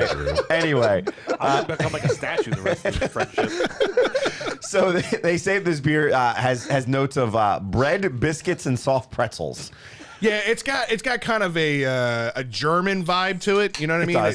It's so I can see that. I don't know about bread, but yeah, the pretzel. This soft pretzels and some beer cheese would be good. Right. That combination would be good. But the other thing that's on special this week, and Jerry hooked us up. So I got to tell you guys about this. Get this now. Seriously. So actually a deal. When it's gone, it's gone. Everybody, should be aware if you haven't had Line and Kugel before. What are you doing with your life? Yeah, I don't know what you're doing. The Summer Shandy. All of it is good. Not even just the Summer Shandy. Yeah, it is all good. But the Summer Shandy, it's a summer beer, and we're at the end of the summer. So there's a big blowout with the distributors. So he got a bunch from his distributor on a great deal, and he's passing that deal along to his customers. Here's the deal, guys. These are 16-ounce cans. You get 24 and they disappear. Yeah, they disappear. You get 24 16-ounce cans. 16-ounce, folks. That's the ones you see down in the stadium, the big boys. You get You get that case for $15.67. Guys, it's 65 cents a beer. I was about to say, I don't math real good, but that sounds like a great deal. It's a damn good deal. And if you haven't had it, it's very crisp. It's refreshing. Again, it's made for summer. It's a Weiss beer made with natural lemonade flavors. But again, Liquor Stop's got this thing on special with this week. It's right up at the front, and he has stacks upon stacks of this stuff. Stacks, man. Stacks. So many of them. Stacks on stacks. Give me a hell yeah. Hell yeah, bro. Hell yeah. Get the Liquor Stop. Tell Jerry and the crew Birdland BS sent you. Get your 10% off. Woo! All right, Ryan, it's time for some Shell and Sell. It was a exciting weekend, as we have been talking really since the season started, that the Terps really had a potential here. Potential, but there's a lot of things that had to happen right for them to go on a 4-0 run to start the season with a potential showdown with Iowa. And here we are. Terps, 4-0, big win over Kent State. Here we are. Hate to say I told you so. Jesus Christ. Here we go. No, hell of a season so far. Yeah. I mean, things that we knew, things that we didn't know. I think we knew how good our defense was. I think we knew how good our wide receivers were. Skill positions. I think we underestimated the defensive line a little bit, and I think we severely underestimated our offensive line. And I think we underestimated our depth, too, because this team has been challenged and will continue to be challenged with their depth things. But before we get into this game, this was Drew's first game in, 11 years or something like that with the Terps or whatever? Yeah, the last game I went to, Torrey Smith was still playing. So it's been a minute. Those are the good. It's been years. This was way better. I'm pretty sure he's been retired from the NFL for 10 years at this point, so it's been a while. NFL career before I made it back. But so we went down there. We got there a little early. We tailgated for a little while, but they had a Young's Terps Day thing going on for the kids. So I was surrounded by, I think it was a half dozen of kids at this point at this tailgate. Yeah, it was. So the energy level was crazy. Fred had to watch where he stepped. It's a different kind of energy level. Yeah, different kind of energy level. It was a very Coke and Mountain Dew induced more like level. a screaming, running in circles energy level. Yeah. So how did the whole Young Terps thing or the Young thing work out? I thought it was pretty good. I mean, I went up there. They had moved it. Last time they had a Young Terps thing, it was in Alumni Hall on the far side of the stadium. So I got a little stressed out. We walked into the stadium, and they wouldn't let us walk now between the parking garage and the stadium, which is normally a public thoroughfare. I'm guessing it has something to do with this new giant screen that don't work. Probably. Probably. So we'll have to see. I'd like to get Drew's take. What do you think of the whole Young Terps section? Yeah, that whole the whole Young Terps section was pretty cool. I enjoyed us. What's the 40-yard time? What's your boy's 40 time? Chuck's kid did a little bit better, I think. But did not look better. He was rolling. He was keeping those shoulders. Let me give it back. Remember, Chuck is listening. I know Chuck's listening. Chuck knows. Chuck's boy could have blown away that 40 time, but he was more interested in moving the shoulders than moving the feet. So he was running with his shoulders. Brody. Chuck's kid is going to be an athlete someday. Right now, he's still working on it. He's got a little bit longer legs than Brody, so he kind of beat him out a little bit. Brody did like a 9.5 or something. They stopped clocking Kenley because she's slow. Yeah. Well, and I misunderstood. She's beefy. They said that it was by age groups with these kids. So I was like, all right, Emma's got a shot against some 4-year-olds. No. It ended up being just under 8 and over 8. So there was no hope of even coaching someone when you're going a 4-year-old versus an 8-year-old. We found out they were under 8. I'm Right, get on my shoulders. I'm running. Where's that little I kid might have that lost. runs and does all the stuff? You've seen all the videos of him. Right. Yeah, that's what you need. So I don't know. It was pretty interesting. And then they also didn't the way that I figured it was going to be age groups and sexes, and it was just over 8, under 8. So it was just four boys out there running the 40, and the under 8 smoked the over 8, which was kind of impressive. That was that pretty kid needs impressive. to be on scholarship. Yeah. So But the whole thing was pretty cool, though. That's good. That's good. I avoided that whole thing because I was excited. Listen, all the week leading up to this game, pretty much every day you were getting status pictures and update pictures on this big screen that they're going to unveil and whatnot, and you could see it just getting put together piece by piece like fucking Legos every day that it was done. And the last picture we saw is the board is complete, right? The full screen is done. So my whole thing was, these guys can go enjoy the kids. I'm going to go in the stadium and see the screen for a little while. And I was utterly disappointed. I walked in, and they still had the temp screen up, which literally looked like a 27-inch Toshiba TV sitting in front of, like, we a thought it looked 90-inch. small without the new screen. With the new screen behind it. So it sounds like it sounds like it's our monitor versus our TV. No, way worse. Way worse. Way worse than It's that. the monitor versus the green You screen could have. behind you. I was geez. trying to size it up and do the math. I was pretty sure you could fit like 8 of those monitors Well, more than that. or more to take up that entire. So it's really just one box We behind went- us right here. Yeah. We went back there to see what concessions there were with the kids at halftime. And my God, from our seats, you thought that thing was small. Then when you get there and you kind of see where it's actually Big, like in front of the front of the damn thing. Right. Oh my God, it looks even worse. Hey, Right. Fred, how many Scotch decks can you fit there? Well, the new TV. Oh, so what was the over/under on Dex? Was it like an hour and We're 8 not minutes, done. or what was the over? The current TV that we were watching was one Scott deck. I have no idea how many decks fit on that new one. Yeah, it was huge. But unfortunately, they still had all the temporary stuff set up. So I'm hoping that there's going to be a big grand review Oh, or boy, I'm really unveiling hoping too. at Iowa, especially for this Friday night game. It's going to look amazing at nighttime specifically. But before we get there, let's talk a little bit about this Kent State game because speaking of crowds, like we didn't know what to expect with this crowd. Tailgating lot was pretty freaking empty. So we walk into the stadium and I'll be honest with you. Like the fan turnout was just kind of meh. Like it wasn't great, but it wasn't bad. It wasn't awful. I've seen turnout much was worse. bad. I've seen The much fan worse. turnout was it was for kind a of 3:30 Saturday game. Right. You're 3-0 already, going for 4. Right. It was bad, but for just average, it was meh. It was kind of meh. But the student section for 3 weeks in a row now showed out again, man. And they stuck around pretty good in this one. For half. No, it was more than half. I mean, No, it was all right, halftime. we'll say Halftime was when they left. Halftime was when they left. Ryan was a little They checked distracted by I kids. gotta He was go excused. back and watch this. I gotta go with Fred on All this. right, Drew breaks the tie. Apparently it was half. But again, we were beating the brakes off these people. It just is what it is. Talia played nearly a perfect game. Yeah. Only 1.5 bad plays could I count, even on the rewatch. 1.5. 1.5 because the wide receiver shared for the second one. Oh, the drop by Rock? Yeah, so it was a bad-ish throw with a really bad drop that ended up causing a pick. Yeah. His first pick of the year, mind you. He had Yeah. been perfect on the year. Yeah. That was his first interception of the Yeah, year. he should have probably stayed perfect if because Rack got both hands on it It technically, hit his but back it was hip. So, I mean, yeah. It was bad behind throw. him a little bit, but he got his hands around there. At He least still should have knocked that caught ball to it. the ground. Or that, yeah. Not in the other Caught it. guy's hands. Yeah. 80-20 all right. 80-20. But it wasn't just Rock in this game. You know, you saw the dropsies pop up with Dante Demas again. I think Brian Cobbs had 1 or 2 in this game, too. So, for Talia... Sean Jones had the most embarrassing one, though. Oh, Straight right. off his dome. Yes, He was yes. posted up in the end zone waiting for the ball, and the yuck. ball went right through his hands, off his dome, and straight up in the air. So Talia ended up throwing 31 for 41 in this game for 384 yards. We talked about Lamar and the stats that he could have put up. Talia in this game could have easily been 400 to 450 yards in this game. And if these wide receivers would catch the ball, he'd be over 80% completion percentage on the year. Easy. So the other bad play that would have got him to Scott. 450. I'm just letting you know. I'm gonna eat my words. Yes, please. Eat them words. Hold on. I'll eat crow. I will eat crow. Unlike James, I will eat crow on this situation. That he has done way better this year. He has looked great. This team has looked great. I was the one that was saying 3, maybe 4 wins. Here we are, 4-0. It's looked great. I want it to continue. Excuse me, I've And been a that's- and Terps that's- fan long enough to know 4-0 does not mean we don't go 4 and the rest 0. He said it. I didn't say it. So let's here's not what He count said it. I right? didn't say it. I did not say it. Ryan tries to cover all his bases, right?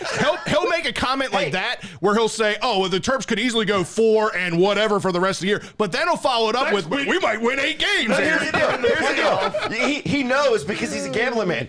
You make the crazy bet, the best. and then you cover your bet. That's how you do it. No, I still like my pick. I still think that we're gonna win 6 regular season games and a bowl game, or 7 regular season games and lose a bowl game. Well, I still wait a minute, like that it. number has gone up because you're. No, it was 6 and 7. It was 6. It was 5 to 6, right? No, it was 6 and 7 either way. Okay, whether we all right. won Yeah. 7 in the regular season, we would get in a bowl we don't belong in. Okay, I got you. Or if we won 6, we get to a bowl that we should win. Is the way I looked at it. I still like it if if we were still healthy walking into this game, I think we've shown this talent on offense that I'd be putting that number up. Oh, Roman. But defense falling apart. 100%. So Roman says 30-something incompletion as well through 4 completion games. percent as well That's what through he's 4 saying. games is still pretty good. Oh, yeah. No. I'm saying it's great. If he got a little bit more help from his wide receivers, his numbers would be even greater because right now The balls are perfect. the balls are thrown perfectly. Except for one, that shake pass. The Chig- that was a little over. That I think he thought he was throwing a Dante Demas on. So Chig was running wide open on a 9 route down the right sideline, and he must have thought it was Demas because he overthrown him by 10 yards. Yeah, it was and there rough. was literally it was pretty no bad. uncovering Chig. So that was a free 7 points that Talia missed out on. But you get one when you're throwing up 400 yards. But that would have put him at 450 just that catch. You know what the problem was? The problem was the fact that they were wearing black jerseys against the goddamn road grays. Oh God, The that black was so jerseys. bad. Oh man, get out What of here kind of with that moron wanted to nonsense. play black versus gray? It looked retarded. Yeah, but you're out there like, oh, it's affecting the throws, and he doesn't know who to throw to. I didn't know where they were. Does Ryan have some insight that he's colorblind or something? It was so much easier if that huge ass screen was working. Oh my God, yeah. But no, again, Talia 31 for 41, 384 yards, 3 touchdowns, 1 interception, his first interception on the year. He's in talks for a lot of national pundits out there. He's in their top 5 for Heisman watch right now, which is crazy to wrap your mind around. I'm not saying that Talia is going to win the Heisman, but if he can continue this kind of effort and even be in the conversation, get to the award show, the kind of ramifications and impact that would have on this university from a recruiting standpoint would be phenomenal. That's it. We haven't talked about this yet, but I was thinking this today. That's the goal for me, really. Honestly, I don't think that this year's team has any chance of winning a Heisman. Right. Because no matter what, it's supposed to be an individual award. Right. But in reality, you got to be a top 10 team to be a Heisman Right, winner. so- and we're not getting to that I started talking level. to somebody on the Inside Black and Gold chat room about the whole Heisman thing because I posted a thread about it. And I started thinking, I'm like, out of the Heisman Award winners, like, have there been anybody that have been on bad teams? And really, when you think back, Tebow, Ricky Williams, Lamar, and who was the other one that I had thought of? It's like 3 or 4 of them were on teams that lost 3 games. Wasn't there a guy from so Hawaii? that means, yeah, but they had only lost 2 games. They only lost 3 games, and that's some of the worst, right? So to think that the Terps are going to go 9-3 on this year is very, very lofty expectations. That's minimum of what you would have to do to get him a Heisman. And it's but only to been get a him few. an invite is huge. Oh yeah, absolutely, It's huge. Absolutely. So that's huge, but. And he has been our shell and tell offensive player of the game for the last 2 out of 3 games so far. He could have very easily been it for 3 out of 4, but Goog says RG3, but I think RG3, that is. No, RG3 is the other one that was 3 wins. That was the other name that I came up with, and thank you for that, Googs. I appreciate that. He was in the chat room, or he was in that thread. That's so you because saw it Baylor earlier. was playing. It was the Big 12, but it was always a 50-50 game every Right. But every outing. offensive player in this game was a guy that really could have had it last week too. But again, Talia had such a good game. Tayon Sweet Davis, as Emma likes to call him. Tayon Fleet Davis. I was really hoping he'd reply to that tweet. I don't want to call him Sweet Davis if he doesn't like that. So. The thing with him in this, awkward. if you look at his yardage, like he had 93 total yards in this game. He had so it doesn't like wow you, but he did that on 10 total touches. He had 7 rushes and 3 catches in this game. So he maximized his opportunities. 9.3 yards average per play, per touch. Huge tightrope touchdown run down the right side. Down the sideline to be able to keep his feet in bounds was huge. This is his 2nd game in a row with 2 touchdowns. Tayon has, in my opinion, exceeded expectations from production 4 games into the season. Well, I was always really high on him, so he hasn't exceeded for me this year. He failed my expectations in the past.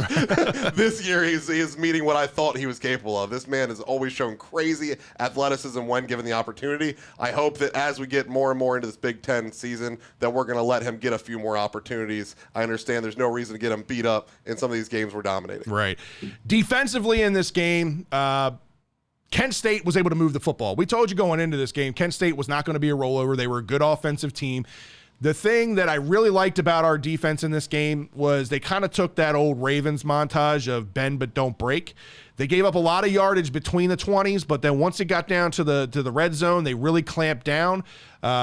It was hard to figure out who we were going to pick for player of the game in this game because nobody like jumped off the board with just that like crazy phenomenal game. You actually had 5 team sacks in this game and you had a lot of injuries in this game. So they were able to get pressure and keep Crum kind of scrambling for his life in this game, which he was a lot more mobile than I even gave him credit for. We have way more sacks this year than I thought we'd have. Yeah, That's one of the reasons I said we underestimated that defensive line. And we got to see freshman Robinson, Chop Youngbull, get a little bit more time in this game. He ended up having a sack and a tackle and a half for loss. And he left injured, but then we saw him late in the game, so it must not have been that bad. But they did carry him off the field at one point, which was one of the scary moments. But the one player I think that jumped off the field for us and the guy that was kind of all around the ball all the time, it had to have been Jordan Mosley. Led the team with tackles, and they were 7 tackles all solo in this game.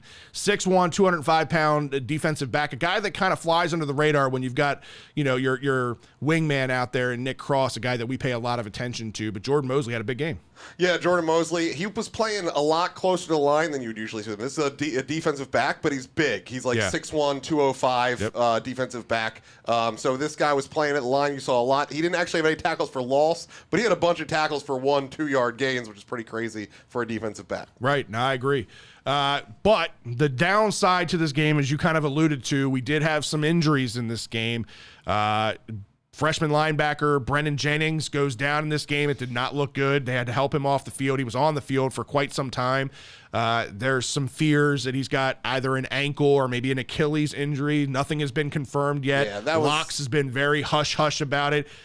Pay no attention to the depth chart that they put out today because those depth charts mean absolutely nothing. He is a starter on that depth chart as of right now. Pay no attention to that. Don't let that fool you. And Locks was very coy, said he's a game-time decision.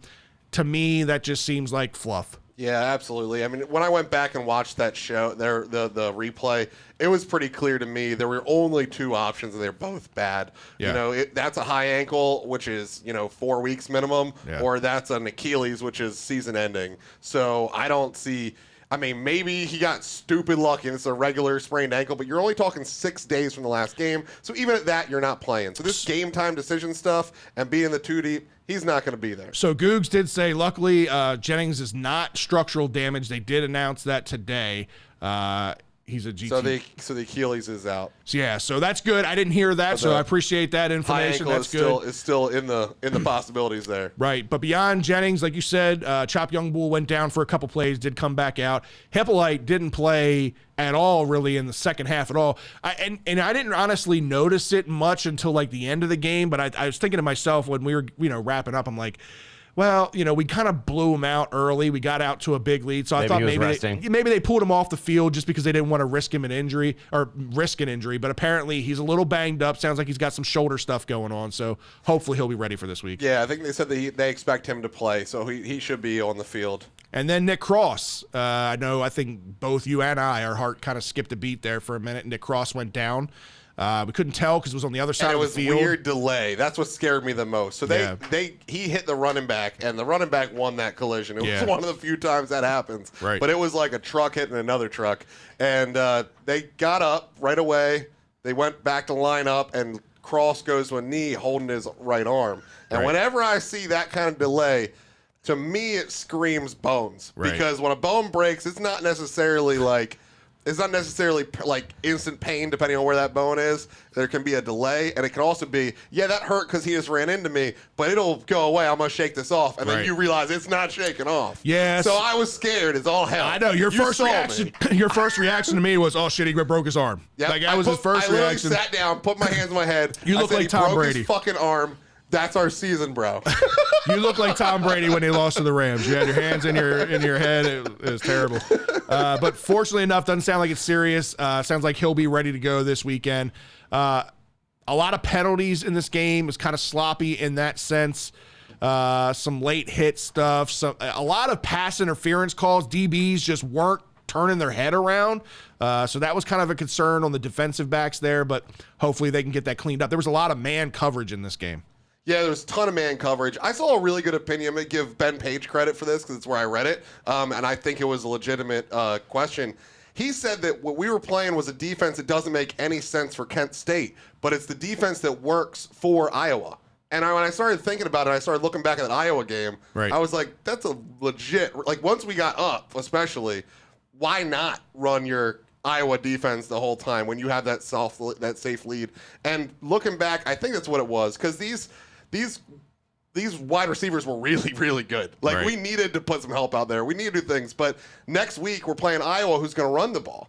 And we need to be able to stack the box. So they were playing man-to-man on the wide receivers and telling them, if you got beat, take 15 yards. Yeah. And they did it constantly. There were so many pass interference calls in this game. It was unbelievable. So you can kind of excuse the pass interference calls, some of them, if it was part of the game plan for that. Yeah. The things that I can't excuse are these late hit out of bounds. Those two were just stupid. Yeah, They right didn't at the need end to of the happen. first half, They're right too. in a row. I just don't understand what that was. Yeah, I agree. All right, so I got to ask this, and I'm going to give you your medication before I ask it, okay? Oh, boy. What kind of medication is this, Scott? It's apple pie medication. Oh, I like apple pie. I'm good with that. All right. So my question to you two, you both of your blood pressures have been through the roof the past 3 weeks because of one play on this team, and that's the special teams play. So there you go. He took his medicine. So what was your take on this game with some of the things that happened? There were some things that I'm sure both of you were yelling at, and some things that weren't so glaring, but what was your takeaway? Well, I got lucky on one of them, so I'll let Fred finish it after I admit. So I don't leave the stands literally ever. That's what I get there. I pee when I get there. I sit down and I stay there, and people Peeing bring is me completely things. optional. Yeah. For me. They bring me need to pee at things. all. But it was Kids Day. There was a ton of stuff going on. There were 6 kids there, all this stuff. So, they had already taken the kids up once. I decided I'm going to go get a soda. I need a soda. And I left for the field goal that they faked the field goal and So, scored on us. to set so that I did up- watch it on TV. to set that up about I don't know, a drive or two ahead of them, they had ahead of that play, they had gone for another field goal, and I noticed that they leave their starting quarterback Crum out there to hold the ball, and And I he turned to said that to Ryan me. and I said to Ryan, I said, watch for the fake on this, because, or not on that particular play, but a potential Some point for a set up fake, for it, yeah. because they got their starting quarterback out there. Well, Ryan goes up. They line up for a field goal, and this time it's not the holder. It's the actual field goal kicker who takes the ball and runs towards the sideline. The The quarterback throws quarterback the ball, gets but he the only snap. throws it up, and the kicker runs with it, which I don't understand. That's such a waste. Yeah. Why snap the ball to the holder and then throw it to the kicker? Why Right. not just snap it to the kicker? I don't understand. I don't Your either. snapper can't lift it 2 feet? It's not a rule at all. I didn't understand that either. But needless to say, right, this little field goal kicker, he's running as hard as he could. He runs his heart out, and he gets to the end zone, and he gets his first touchdown, and you could tell just like how excited he was. And there's a flag on the field, and it gets called back for holding. I'm like, man, that was probably the most exciting 8 seconds of that field goal kicker's life. They stole it from that him. they just And it was a stole from borderline him. hold. I'm not going to lie. I went back No. and watched that on TV. It was absolutely borderline. It ended up a ridiculous hold. So the defender engaged with both hands, and I think he kind of engaged the fall. And then because the way the offensive player fell, he fell with his arm out, and so he did tackle the person. Right. So it was an easy call, but it was very ticky-tack the way it happened. But overall, you talk about the special teams group. Yes, it has been an absolute nightmare through the first 3 games. This one, there wasn't anything that jumped off the table for me that was god awful in this game, or just a complete head scratcher like there had been the first 3 games. Yes, there still was some questionable decisions in this game as far as special teams unit goes, but I don't know, Ryan, did you see something that I didn't? I wasn't overly the only concerned. thing, we got lucky. Number one, their punter was pretty good. One of our biggest problems has been with a bad punter, the ball bouncing near our guys jamming them on the line. So they had a good punter that we didn't have to have that option. The only problem I had, which I complained, and you said it's just a reaction. And you're right, it's just a reaction, but you got to coach the reaction out. They had this weird onside kick after scoring the first time of the game. It was like a kind of onside squib. kick. It was a squib kick. It was Squib, but okay. it was a line drive bouncing squib kick. It wasn't so he kicks it right at the front line at 300 miles an hour, and Bo Braid, who's one of the safeties, sticks his hand out to try to Stop catch it. it. Yeah. But it was just if a reactionary If he puts thing. his hand on that ball, I promise you it bounces back to the other team. You're not catching that 300-mile-an-hour kick. It blows his hand off and it goes that way. So anyway, what he should have done is he should be blocking the people running at you and letting your second line get that ball. So real easy to say from sitting in the stands. I know, it's 100% right, real easy. And when you're up like and 16, it is a no big reaction. deal. This is not as big a problem as we've been seeing. Right. I am still scared that it's going to bite us in the ass. But also, I want to get to some of these questions because, man, we got good questions coming in on the Show and Tell side. Go for it. So we got Roman Soldiers here. Yep. Iowa being a top 5, but their stats don't back it up. Their offenses have advantage in short positions and get points depend on their defense for help. All right, so let's dive into Iowa because obviously that's the big matchup this Friday night. Number 5, Iowa coming into us unofficially being the number 27 ranked team in the country right now. Second receiving votes on the outside. Just outside of the top 25, but I'm okay with that. Texas in front of us. Who puts Texas in front of Maryland? You guys aren't paying attention? Fuck Texas. All this does to me is it's a little bit more extra motivation for the team to do it, and it's less pressure, I'm in my opinion. surprised, but Yes, I'm me good too. with it. Me too. All right, so let's get to this question. Iowa being top 5, but the stats don't back them up. Their offense takes advantage of short position to get points and depend on their defense for where do you see help. Iowa in reality? For me, I think Iowa is a legit top 25 team. They might be like 15 to 25. I think more in the 20 to 25. They are and a I top. think we are too. Here's the thing with Iowa, though. They are a top 10 defense in the country. This is a There's a reason they're working with short fields. Right. This is a 1960s football team playing against a name, image, likeness football team. That's what this matchup is. It's completely contrasting sides. You have good defense, run the ball, throw to your tight ends on the Iowa side, and you got this high-flying, I can run by you, like, craziness that Maryland's doing right now, which is amazing that I'm saying that out loud. The way we're going to win and lose this game is going to be in the trenches. And the offensive line for us so far has stepped up and done a great job through the first 4 weeks of the season, right? This is going to be their biggest test of the year. I think this ultimately might be their biggest test all year dealing with that defensive front that they have. So I think the offensive line, if they're up to the task, I think the Terps can win this game. If Talia is running for his life and not comfortable and having to get rid of the ball quickly and he forces himself into bad decisions, which we saw a couple times last year. We have not seen that yet this year, thank God, knock on wood. But that's the way I think Iowa beats us, is if they can get Talia rattled with pressure. Offensively, skill position-wise, I know we can put points up against the board against them and beat Iowa. I'm confident in saying that, and that's not even me just being a Homer Terp fan. I really believe that. I just think the trenches is going to be the difference maker in this, especially even on the defensive side, too, for us. There's a lot of question marks. Who's going to be healthy and all that. So it's not necessarily the trenches, but the front 7 for us is taking a lot of damn hits right now. Right. Without Finaji Gote, without Jennings, most likely. I don't care what he says about a game time decision. I don't think that's happening. There's a lot of things missing in that second line. If we were fully healthy, I'd be like fully confident we are going to blow out this team and show that they don't belong in the top 5.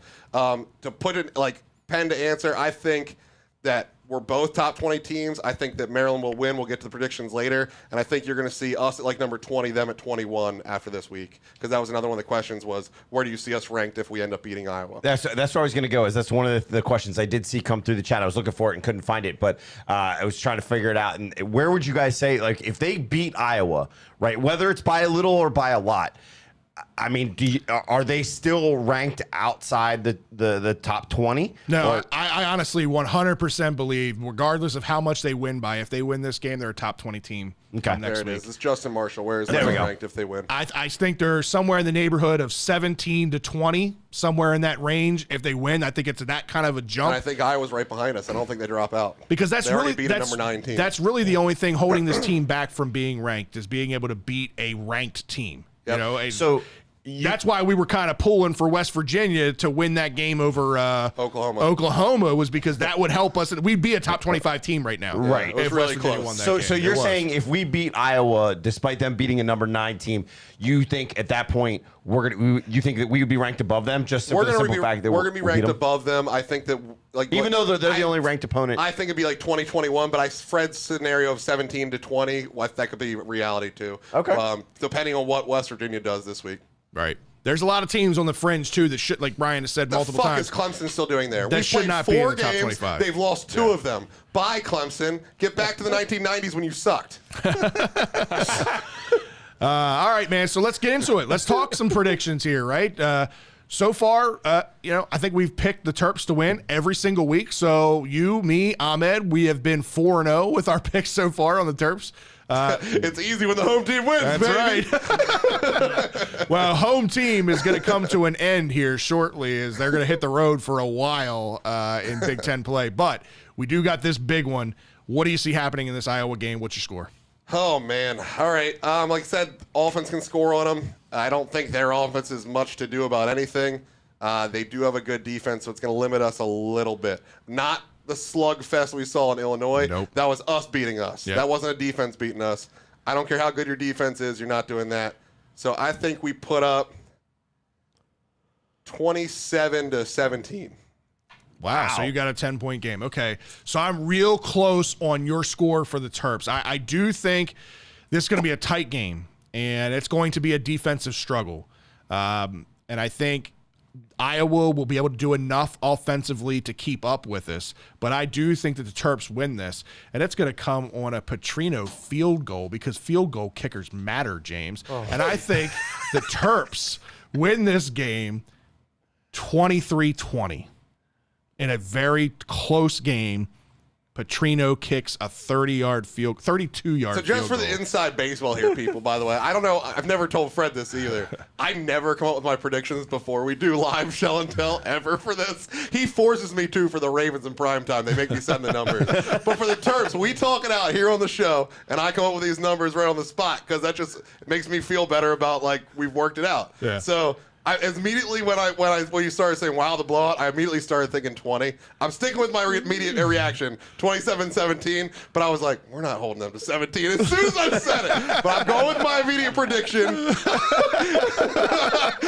You see what I'm talking about with Ryan? He Hey, kind of it's talks only out a of both 3-point hands. It's only a 3-point difference. I'm not trying to change anything really, but I'm sticking with it, 27-17. I'm going to hope I'm right. I'm going to hope they miss that other field goal. Roman's got a 28-24 Terps. Goog's got it Terps 28-20. I believe in the boys. I do too, man. And Let's again, get down there and show out, man. There are so many Yes. seats in that stadium. Bro, Come sit with come us. sit with us. There are seats, 12 seats in front of us, 30 Yeah. seats to our right. We are in section 7, row E, F, G, seats 1 through 4. you're drinking this game, my friend. I don't care. You don't have to get shit-faced, but you're drinking this game, I'm goddammit. getting shit faced. 'Cause I won't be driving. Yeah, Drew. There we go. All right, man. All right, Scott and Drew, I'm going to let you guys talk a little bit about this because Drew's been real quiet over there. I think Well, I was he's waiting for my time to talk about he's the in his Terps, and feelings over there because I've been. I was saying, waiting you for my guys Terps skipped over his prediction. Terps prediction. we I will did. say. I'm sorry, But I we didn't want to did. get my panties in a twist. 'Cause Hey, Yeah. no problem. Look, we even put the Terp shit back up. Drew, We're we still had your name in here, so we need your prediction. What's your I don't know if prediction? I want to answer now.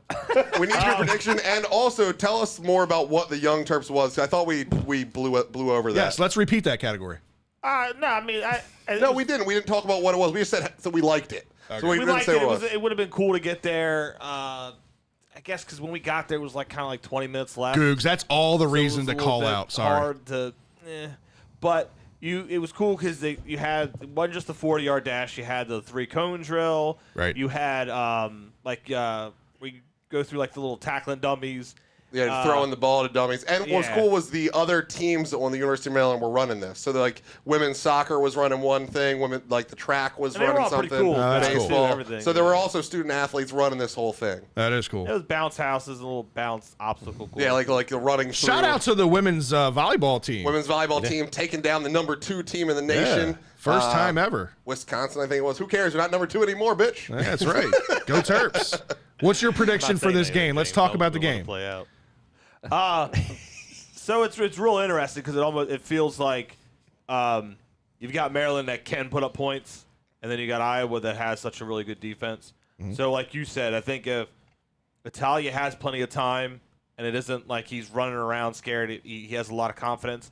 I don't see it being an issue where it's like he said with Illinois. You were in Illinois, it was a little bit tougher defense. It's a different story. If this was in Iowa, it's probably like this. I'd pick the home team in I the agree. matchup regardless. But I think it's exactly like, and I'm not to steal his score, exactly his score, because I think that they can do more in the air than Iowa can do at all. Their quarterback isn't up to that level like Talia is. So, like I said, unless he's just has no time. He's not coming, or something happens to him or something. And I think for me, being like the lesser fan, I remember years where you had like special teams for the Terps was like the key. Like it was like you would see a punt or a kick That or was what they were Will good Likely, at. Steve Suter. It was the only side of the ball they were good. Like that, I want to see one of those in this game. If they do one of those in this game, Still's got the potential. if they do one of those in this game, it's early, or I mean, heaven forbid you put it away. But Give me if a they score! have one in, I said exactly what he said. You said exactly, so you want the exact same Yeah. score. Okay, 27-17. By the way, Roman Soldiers in New Zealand, this is officially the farthest anyone's ever watched this show from. Nice. Gook said, Fred, you give me a ticket and I will call off. We can work that probably out. do that, Gooks. We can work that out. We'll be in touch. yeah. We'll be in touch soon. All right, fellas, now it's time for some bros, bows, and O's. Are we sure? Or positive. Are we I'm going to have sure? to do a split screen with the two of you so that I can kind of sit back there for a second. So you can go take a pee? Is that what you need it for? No, he doesn't pee. He doesn't pee. I don't. Never mind, I'm not going to say that. Since last week, they've won 2 games. They are now 50 and 106 overall. They did not play yesterday. They actually play tonight. They finished their final season the final series at Camden Yards this season against Boston. They're leading right now, I think. Are they? They Okay. were Bad decision. Yeah. So we will. they're I still will leading be. bottom of the 8th. We'll be going to the game. Fred and I will be going to the game on Thursday, which will be the last home game of the season. So it'll be good to see really a historic season. Yes, there's been some bad things, but there's been some great scenarios that I know we've talked a lot. We've harped and harped and harped on the negative this season, and I know that we've been trying to change that. And one of the things that Friday, there was an interview that MLB Network did in a segment called Front Office Focus with Elias. He talked about the young core of the Orioles, and they're going to be here for some time. He made that statement. He's saying Mullins is really coming into his own. No one in the front office expected Mullins to have 30 home runs. You didn't expect him to have 30 home runs. Get the fuck out of here. Not that guy with power. But you know what? He's now in the conversation for AL MVP, as he should be with a season like he's had.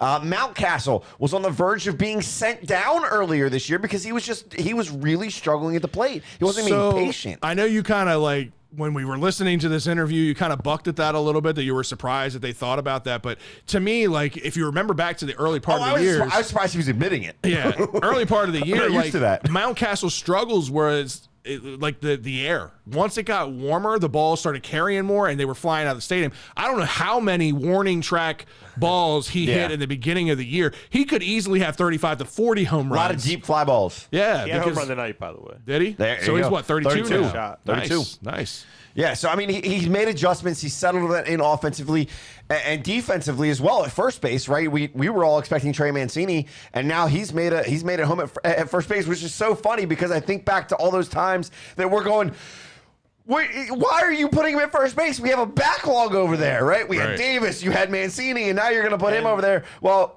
it's worked out, right? It's worked out. So in Elias, we trust with this. And the guys in the running for the AL Rookie of the Year, which we're going to talk about in a minute, means having a great, decent bounce-back season after some struggles last year. And then he talked about Trey Mancini and the comeback player of the year situation that he's in, coming back from all the chemotherapy and everything last year, really coming into his own. He had spurts where he struggled at times, but he still has been productive for this team. Yeah. I think that the big thing is there's a lot of hope, right? That's what the messaging was around. And let's take a look at Mountcastle for a second, right? He breaks Cal's rookie home run record. That's that's a big accomplishment to be mentioned in that same name and that same breath. We know James doesn't like Cal. Doesn't like Cal, doesn't like Tucker. It's got Hall of Famer next to I never said I didn't like Tucker. He just wants to trade him. But he definitely doesn't like Cal. I definitely did say it to Cal. All right. But look, he's in talks this year for AL Debate Rookie. Michael Jordan and LeBron. We can go there, too. Oh, God. Don't get him started. AL talks for Rookie of the Year. He's with Aldis Garcia, who's with the White Sox. Let's compare for a second. Garcia is 28 years old. He's had 558 at-bats this year. He's batting .244, 30 home runs, 86 RBIs, 13 stolen bases, 26 doubles with a .746 OPS. Very respectable. Yeah, very good stats. Yeah. Very respectable. But let's take a look at Ryan Mountcastle, who's 24, by the way. All right. 23, I think he turned 24 into the season. I forget. I don't know the exact timing. 512 at-bats, a little less, but he's got a 258 average. He's got 31 home runs. He's got about the same amount of RBIs at 84. Stolen bases, Ryan Mountcastle isn't known for his speed. He's got 4, all right? But he's got 23 doubles and an 800 OPS, all right? That's the big thing here. 2 things. I don't think anybody, I don't care if it's your first year in the MLB, should be considered a rookie at 28 years old. It's crazy. Yeah, it took you a while to get there. That shows something. That's number 1. 2, I don't understand why Ryan isn't in more consideration having over 500 at-bats. I feel like 500 at-bats should be the benchmark. If you have over 500 at-bats, why are we doing this? Well, he hasn't played enough compared to 558. Yeah. Like, that is absolutely ridiculous to me. Every statistic on this, Ryan is on the better end of it. Yeah, it makes it, not you, Ryan Mountcastle. But for me, it really comes down to everything that he's done. And then let's talk about your boy, because Elias in his interview talked about Mullins, trying to shoot. Again, this was early Friday, trying to shoot for 30 home runs. Nobody expecting him to even come close to that. And on Friday, Mullins becomes the first Oriole ever with 30 home runs and 30 stolen bases. He is batting .299. Drew. He's Cedric man. Mullins. He went out, he's just a little bit under 300. I'd like to get that back over 300. I just said that to him. To have a 300 hitter, we're like, I know. It's so stupid. if it's 298, I'm not going to shit on him for it. I know, but my brain needs it to be 300. Yeah, I'm with you. Yeah. I don't know why. Cool. It definitely, it's great to see. You hope he does, and hopefully we see him at that 300 mark. But a few facts here, right? Mullins is the 12th player in Major League history to record at least 30 home runs, 35 doubles, 5 triples, and 30 steals in a season. And he's the first since Betts did it in 2018. Yeah. All right. He's the 8th to post the stat line while drawing at least 50 walks. Now, take a listen to the guys that he's in combinations with on this. I know it's a crazy stat line and it's a selected stat line, but listen to these names. 2018, Mookie Betts. 2011, Jacoby Ellsbury, when he was good, and Ryan Braun, when he was good. Yeah. Grady Sizemore in 2008. God, what happened to that dude? Right? Injuries. Jesus Christ. Injury after injury after injury. Carlos Beltran, 2004. Ellis Burks in 96. And Barry Bonds in 92. Yep. Pretty elite company. That's some good company to be in, right? Yeah. Not to mention, the 309 total bases are the 4th most in the majors as of yesterday. He's trailing 3 guys. Vlad Guerrero Jr. with 349. Marcus Semien with 340, and the king behind the plate as he's been this year, Salvi Perez. The year he's having. Yeah, it's amazing what kind of year he's having. So he is the 24th player in the Orioles history to accumulate 300 total bases and the first since Trey Mancini in 2019. Look, I was there on Friday, the home run. Chills. Yeah, it was pretty cool how they did it. The curtain call coming out and all that stuff, that's cool in itself. But the players to kind of show him the respect, kind of like Adam Jones did in his debut, where he let Cedric Mullins run out on the field, lead the team out.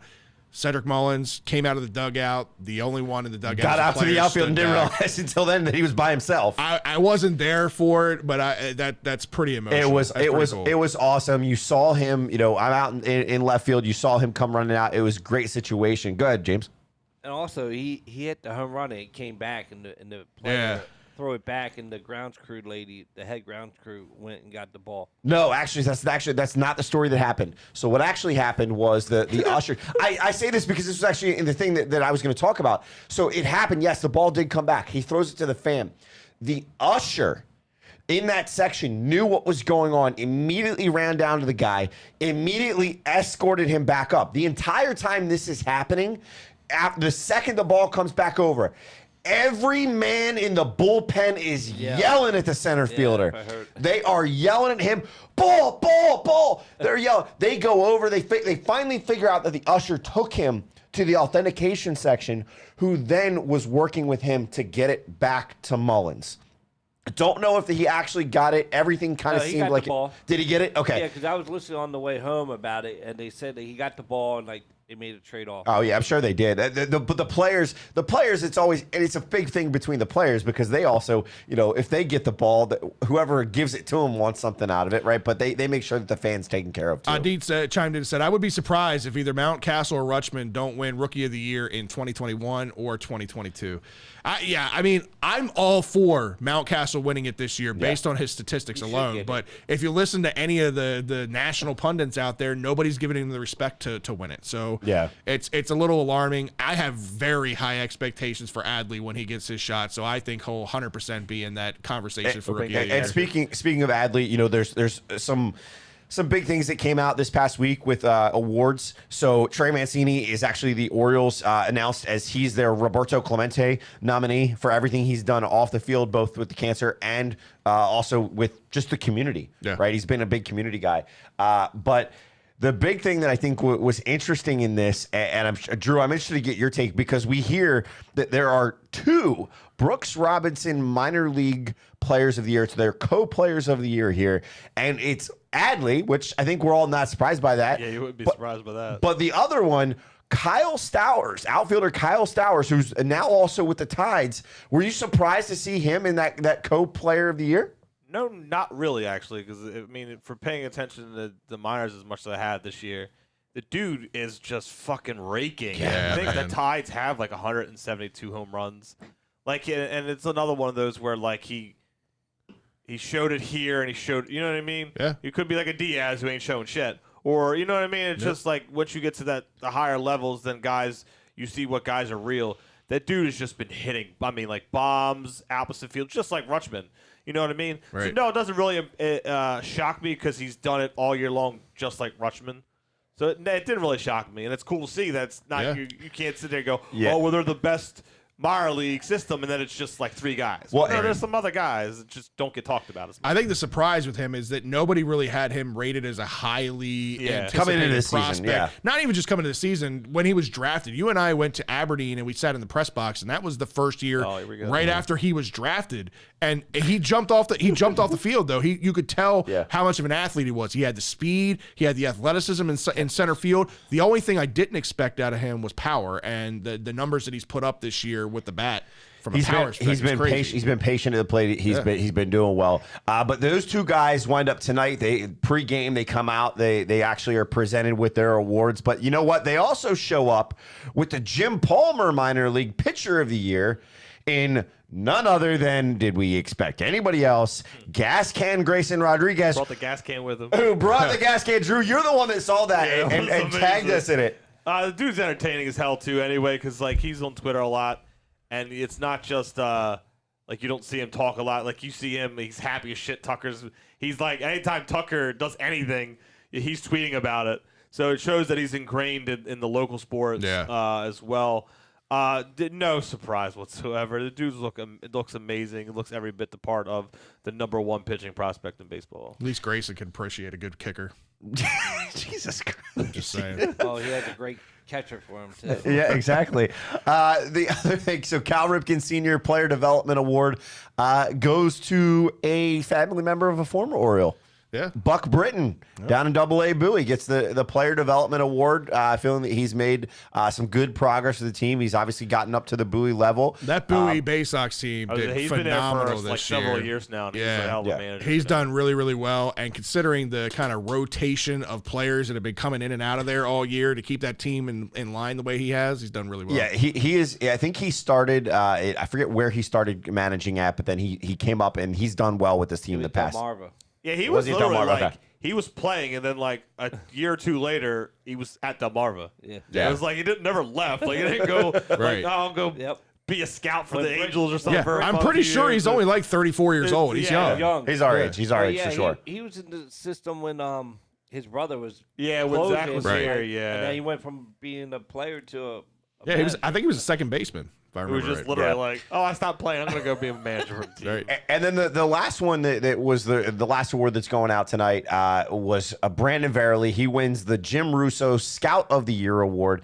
This is the guy that signed Adley Rutschman and signed the 2020 fourth round pick in Kobe Mayo out of South Florida, Who is an absolute stud. Stud, exactly. Stud. So good job by these guys. And one thing I did want to give a shout out. So Drew, you're the one that called it out about the Brandon Hyde piece. So tell us what you saw, where you saw it, and your take on it. So Dan Connell is the one that broke it that I seen on Twitter, which is crazy because I didn't used to be on Twitter until about 4 months ago.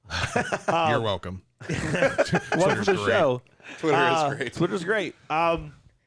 Yeah, so he broke the news that Hyde is coming back for next year, that it was kind of like a quiet deal where it was like just a year extension to see what he did, which is kind of funny because I think when I was filling in for Scott, it was one of those weeks during summer where late in the summer it was like, is this guy even going to be here next year? Right. And I think I've even said, like, well, if he's here next year, that means they're still in the same exact position. They're not trying to go get pieces. So I'm a little torn on it. Like, I like the guy. I mean, no shit to him. No one would have done anything with this team. Yeah, I mean, what are you talking about, a 4 or 5 win difference? Some other guy would have got 6 wins. Yeah, right. Exactly. So, still lose 100 games. I'm fine with him getting another year at a shot. If that means that in that year you're bringing him back, that means you're seeing guys like maybe not necessarily Rodriguez right away, but like I said fast, I think Rutschman's the starting catcher on opening day. But you see some of these guys, these younger prospects that are going to be up here during the year, and then I'm not saying you have to sit there and go get like Carlos Correa or Max Scherzer or nothing like bold. Right. But like if you're bringing back Hyde and you're adding free agents and it's not like Michael Franco type players, it is like Correa. Matt types, Harvey didn't do it for you? No, I mean, hey, no, not at all. If bringing him back means that you in the offseason you also see them bringing in some better free agents that it looks like they're trying, and he gets them to like 65, I'd say that's a marked improvement. Right. But if you're telling me he's coming back and you don't see them do anything in the offseason, then it just already tells me like then it's the same exact. It's 2021 all over again.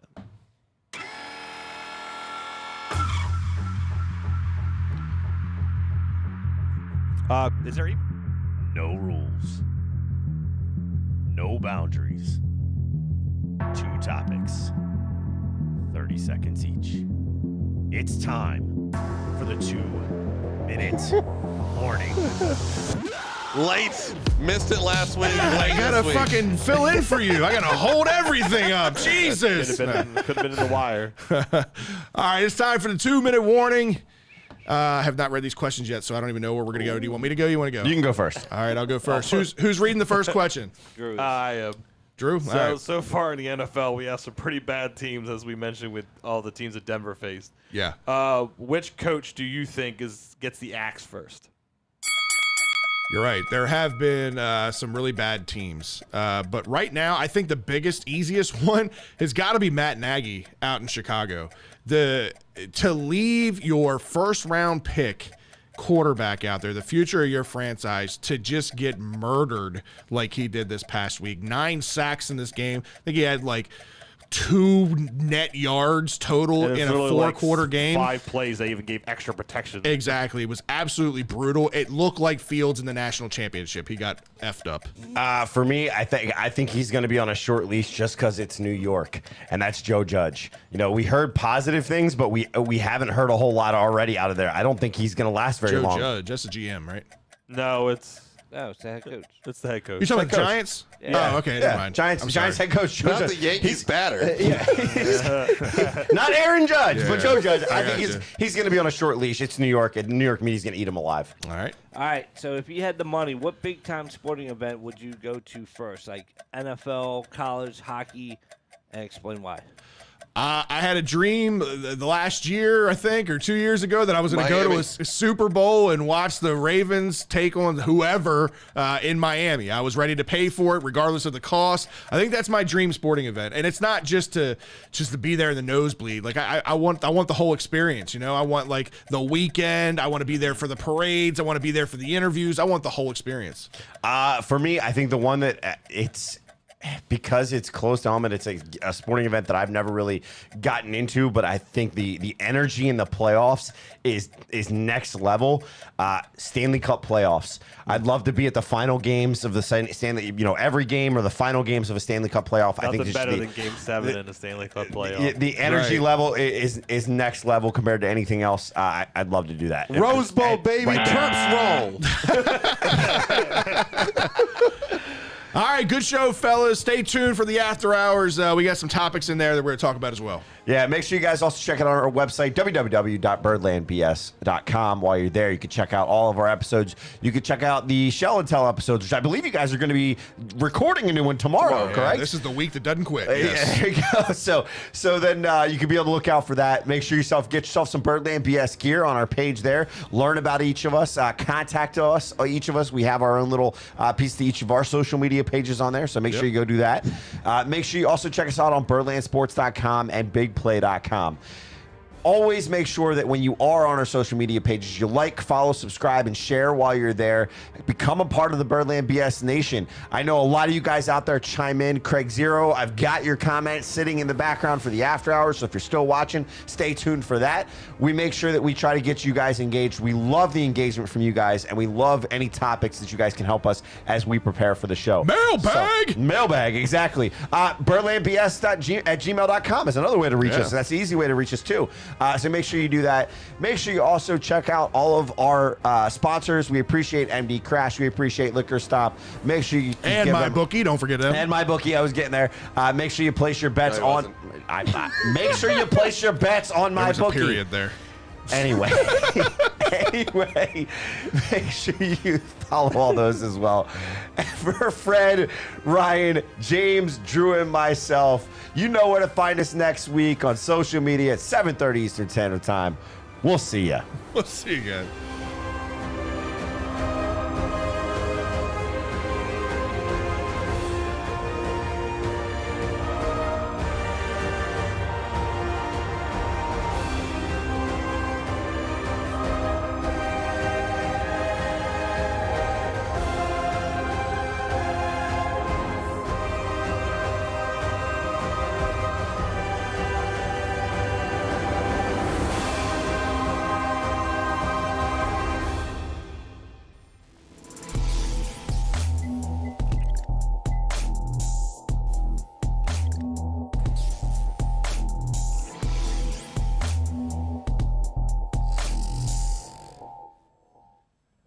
It's time for the after party. Slash call for alcohol. All right, Googs. We'll hit you up with this first one first. Which side of the trenches am I most happiest, O-line or D-line? While Fred's looking at some really depressing news that I just sent into our Thunderdome.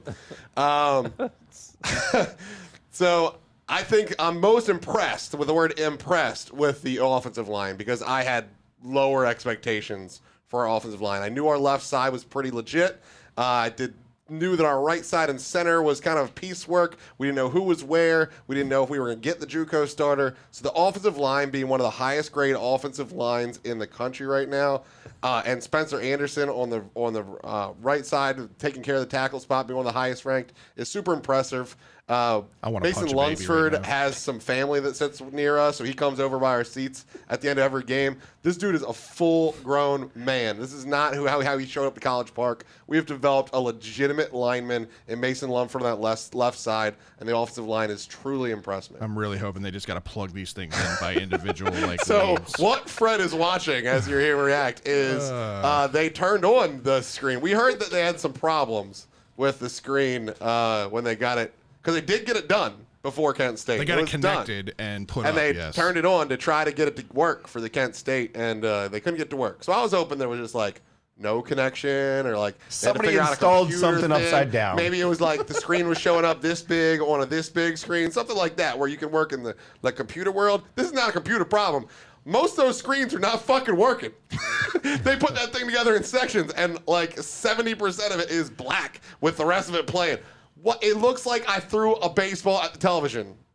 To the defense here. Do you know how those actually work? No, Doesn't fucking matter. They're by panel. Hold on, let me admit this. I already admitted to Fred, and he laughed at me real hard. I literally pictured when we built that. I watched them build that whole steel thing. I literally pictured them. Just mounting a giant TV, creating like a 900 square foot folding that bitch Samsung TV. Because this is what they said. What they said 2 years ago before COVID What fucking ruined the world. warehouse is manufacturing that I TV? don't know, Frank. But what they said there? But what they said was, That we puts have it in purchased the very well. TV. When they told us they weren't hanging it last year because there was nobody watching it, they said, we've already purchased it. It's in our possession. It's staying in a warehouse until... And so I'm thinking, well, you need a warehouse for this. It must be fucking huge. What do you need a warehouse for these for? You could stack that up in a fucking closet, Gold Fieldhouse. Hey, Fred. Fred, I've been down Bless to your heart, Dallas Ryan. Stadium. I know Can I'm you imagine retarded. them put that in a warehouse. Yeah, right. Well, somebody fucking got that warehouse wet because that TV looks like shit. I'm not as worried as you think as it might seem I was gonna say, to be. you have I'm to just real understand sad. those things you have when you're putting panel TVs together like that, which Samsung actually makes one that you can make it any fucking size you want. It's amazing. They have to be plugged in a certain order in a certain direction. If you flip a panel by accident, you can fuck up the entire thing because you're fucking up the electrical connection at that point. So I wouldn't. That video that you just showed me, I would hope that they should be able to resolve that fairly quickly. And if it's just a problem, maybe there is a panel outage on a few of them. Right. At that point, you should be able to get one in, a replacement, or take the panels, move them down, and just call it a day. I hope so. But it should be relatively easy. You're also testing each panel. You're not going to just pop this thing up and then voila, there's a giant TV for you. Okay, you but have to test each panel. This shit was Samsung done. doesn't make a 900 square foot TV. Are you kidding me? I never knew. Not yet. Not This yet. shit was done last Thursday, and it's now Tuesday after it, and it still looks like that. We have 3 days left. They shouldn't have taken a fucking minute off if it's looking like that. Fucking Christ. So Gook says, by the way, did you hear you can't tailgate till after 3? Like, are they trying to hurt the atmosphere on Friday? Well, it was 4 until a couple hours ago. So it was at 4 o'clock originally, and Scott Van Pelt went off on his podcast. They had been trying to fight to get it to get it to 2 o'clock. They tried to get it to 2 o'clock, so I think they just met in the middle and made it 3 o'clock. It's going to be a clusterfuck, especially with traffic and everything down there. Regardless. Hope you don't work down by Route 1. Apparently nobody's coming with these seats, so it might be just fine. We'll see.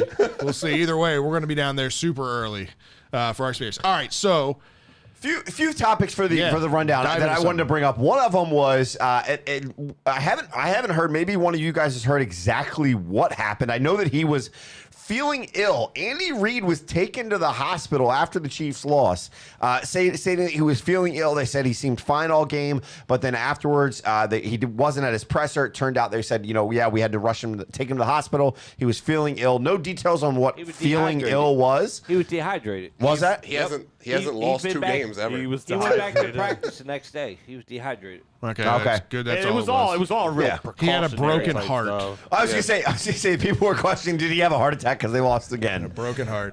But no, it's just this crazy situation because he has had medical issues before. So one of the things I wanted to bring up, and I don't know if any of you got a chance to watch any of it, watch the replays, watch the highlights of it, or anything. Did anybody get a chance to watch any of the Ryder Cup? I watched some guys. Give me a hell yeah! Ryder I Cup. watched some guys shotgun a beer on the thing and slam it on the That's green. literally all I And saw. if that happened in every golf event, I would watch every single golf event. It was fucking great, man. And it's everything that they should continue to build golf towards. I mean, they made it more interactive with the fans. The fans were cheering and yelling before shots and all. It was so much fun. Did you see the Bryson where he goes, give me the 3-wood. He goes for the 3-wood and they all go, oh, just like they did in Maryland. And he goes, guys, chill out. I'm still going for the green. Yeah, and then he hit a 417-yard drive to the front of the green and it rolled to the middle of the green. No, not on that hole. A different different hole one. Okay, I know where he went across the water, across the course and hit this fairway where it was supposed to be a sharp dog leg right. He said, fuck all that, and went straight across everybody and hit a 417-yard drive in the middle of the fairway. Then, yes, on that hole, he hit a 340-some yard drive to the middle of the green. Yeah. It's just, again, he brings, I know there's a lot of people out there that are not Bryson DeChambeau fans, but I think his douchebaggery brings fun to the sport of golf. Yeah, a heel can still bring people to the game. That's what I'm saying. That's what he is. He's a heel for me, and I still don't and like him. here, people were curious, what him and Brooks were doing, because Brooks was also on this team. They hugged it out. They hugged it out. But here's the funny thing too. Did you see the video of Brooks with the shot where he's asking the official, like, I think my club's gonna hit this spot, like, can we move it? So apparently there's an obstruction in the way. He thinks he's gonna hit it, and the the official goes, no, you can't move it. It has to stay there. And he goes, you don't think I'm gonna hit this? He goes, no. He goes, have you ever seen me play? And the guy goes, I've seen you hit plenty of shots. You hit that, you have a problem. Like, it was pretty fun. It was pretty funny. Like, I think just like some of the other ones that we've seen, like the matches and stuff. Yeah. I think what we're recognizing is CBS, NBC, they're starting to recognize the value of these mics. Being right there, and you're catching so much gold. There was one after they won where who was it? It was Justin Thomas goes by one of the coaches for the Europe team, and he's like, "Great match, man. You deserve second place in this match." There's two fucking teams. Right. Like, it was hilarious. Right. U.S. ended up blowing out the Europeans, which never happens. Which never happens. I mean, that just goes to show how good of a team that this team was. Googs chimes in and says, "Same people that don't like Bryson are the same people that bitch about players celebrating homers with bat flips," and I agree with that too. I disagree with that. Bat flips, yay, and Bryson, shut up. I'm so sick of him. I love all the entertainment value that he brings. He's a little cocky or he's a little arrogant, whatever. I'm for it. I like when you Bryson back it up, you can afford to be. He backs it up 9 times out of 10. Right. But they did the whole thing of, did you see him lay down his putter because he thought he should have had a gimme? Did you see that? Yeah. That was the douchebaggery part of it. But here's the deal. I get why he's doing it. He's trying to get a point for his team. But people that are bitching at Europe, we watched him in Maryland miss a shorter putt than that. Well, they were 6 feet putts, weren't they? The ones that he missed. No, the one that he missed for the 59. Right. Wasn't that a 6 foot? It was like a 4.5 foot putt. Oh, wow. Because it broke hard to the right, and it didn't break enough for him on that hit. Right. So it's very similar, but it's a close shot. Plus, he plays with a goddamn 5-foot putter anyway. Right. Alex chimed in. He said, thought Roman said he was going with hot hand, but that doesn't seem to be true. I'm sure he can step up in pass protection, but he needs the ball. That's related to this. I missed the Ravens section, but curious what you guys think about Tyson not getting the ball. Yeah, I'm a little bit surprised with that, to be honest with you. I understand that, he's had a few problems with hanging on to the ball. The one, obviously, down at the goal line that didn't end up costing us anything because, Duvernay picked it up and went in for the touchdown. But that's been Harbaugh's MO, man. And Camus, thanks for the subscribe, buddy. I don't know if it's Harbaugh keeping him out or if it's Roman, because Roman did say, yes, they're going to go with the hot hand, but he also said that they're going to share the ball, that they're not going to lean one way or the other with a back. You want to go hot hand, but you have Latavius Murray's doing okay. I'm kind of fine with Latavius Murray, but both him and Freeman will get to like a 1 or 2 yards, and then they're like turning their back and trying to throw their whole body to gain extra yards. What the fuck is that doing? Like, I get Tyson Williams might not be great at pass protection, and I know that's key. I said it before. I know it's key to the game, but then it just adds to the fact that then your offensive line is exact shit that you have to give a guy. What was that? Oh, somebody donated. Appreciate the donation. God, it's been so long since we heard that. I didn't see it pop up. It was so quiet. It was really creepy in my ear. Why was it so quiet? Yeah, I don't know what that was. But appreciate the donation, whoever that was. Thank you. I could get the hot hand approach if then that hot hand was actually in the hot hand. Like, he's still the better running back amongst the guys there. Right. To me, Listen, it's frustrating to watch. I think Latavius Murray serves a point, especially in short yardage situation, because he's such a load coming through the hole. So on those like 3-yard, 2-yard, 1-yard games, I think Latavius Murray makes a lot of sense. But yeah, Tyson Williams, in my opinion, should be getting the lion's share of the carry on 1st and 2nd down. I think he should be the primary back because he's got that kind of athleticism and that kind of explosion. Now, Le'Veon Bell posted a tweet earlier today that looked pretty promising in his eyes, meaning that he might be activated for this game just based on, again, reading through the lines and some of the stuff. I think it was like a... You mean after he bitched last week? Yeah, I don't know. Go away. I'm interested to just see what his impact would be. I just want to see, especially as a pass catcher, out of the backfield, because that's what he was really, really good at with the Steelers. Apparently, John Goog says load coming through the hole. That's what she said, Fred. Giggity. Man. The one other thing that I did want to talk about, I know we talked about the story with Andy Reid, the U.S. Ryder Cup. Jacksonville, there's not a whole lot to be happy with in the games out there. But did you see the video of the freaking mascot doing the backflip gainer off the top of the entire stadium, off of a zip line bungee shit? He does it once a game. He goes from the top of the screen because their screen works. Too soon, Drew. Way too soon. He goes Especially if that fucking rental's still there on Saturday or Friday. Hey, Googs, the ticket just opened up, buddy. But he does it but it's just so funny to see a mascot do like the zip line off like this huge screen in a pro stadium. Yeah, I didn't get a chance to see it, so I have to go back and look at it. So last Maryland thing, this just popped up on my feed here. Highest deep pass grade by Big Ten QBs through 4 weeks since 2014. Talia's number 1 at 97.8. Number 2, Justin Fields last year. Number 3, Justin Fields the year before.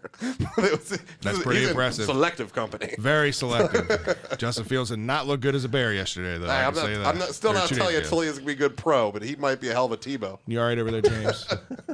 Did I get into your feelings a little bit today? You okay? He's fine. I still love you. I'm not about winning a game with a kicker. That's you. We clearly know that now. And if it was, you would draft Tucker in your fantasy league. Maybe well, it's because every league we're in, somebody drafted him in the 7th round. Somebody else drafted him before me. He only wants kickers in fantasy. All right, we appreciate each and every one of you guys tuning in. As always, we'll see you next Tuesday night. Hopefully, Terps 5-0. We'll see. Peace. And we're still live.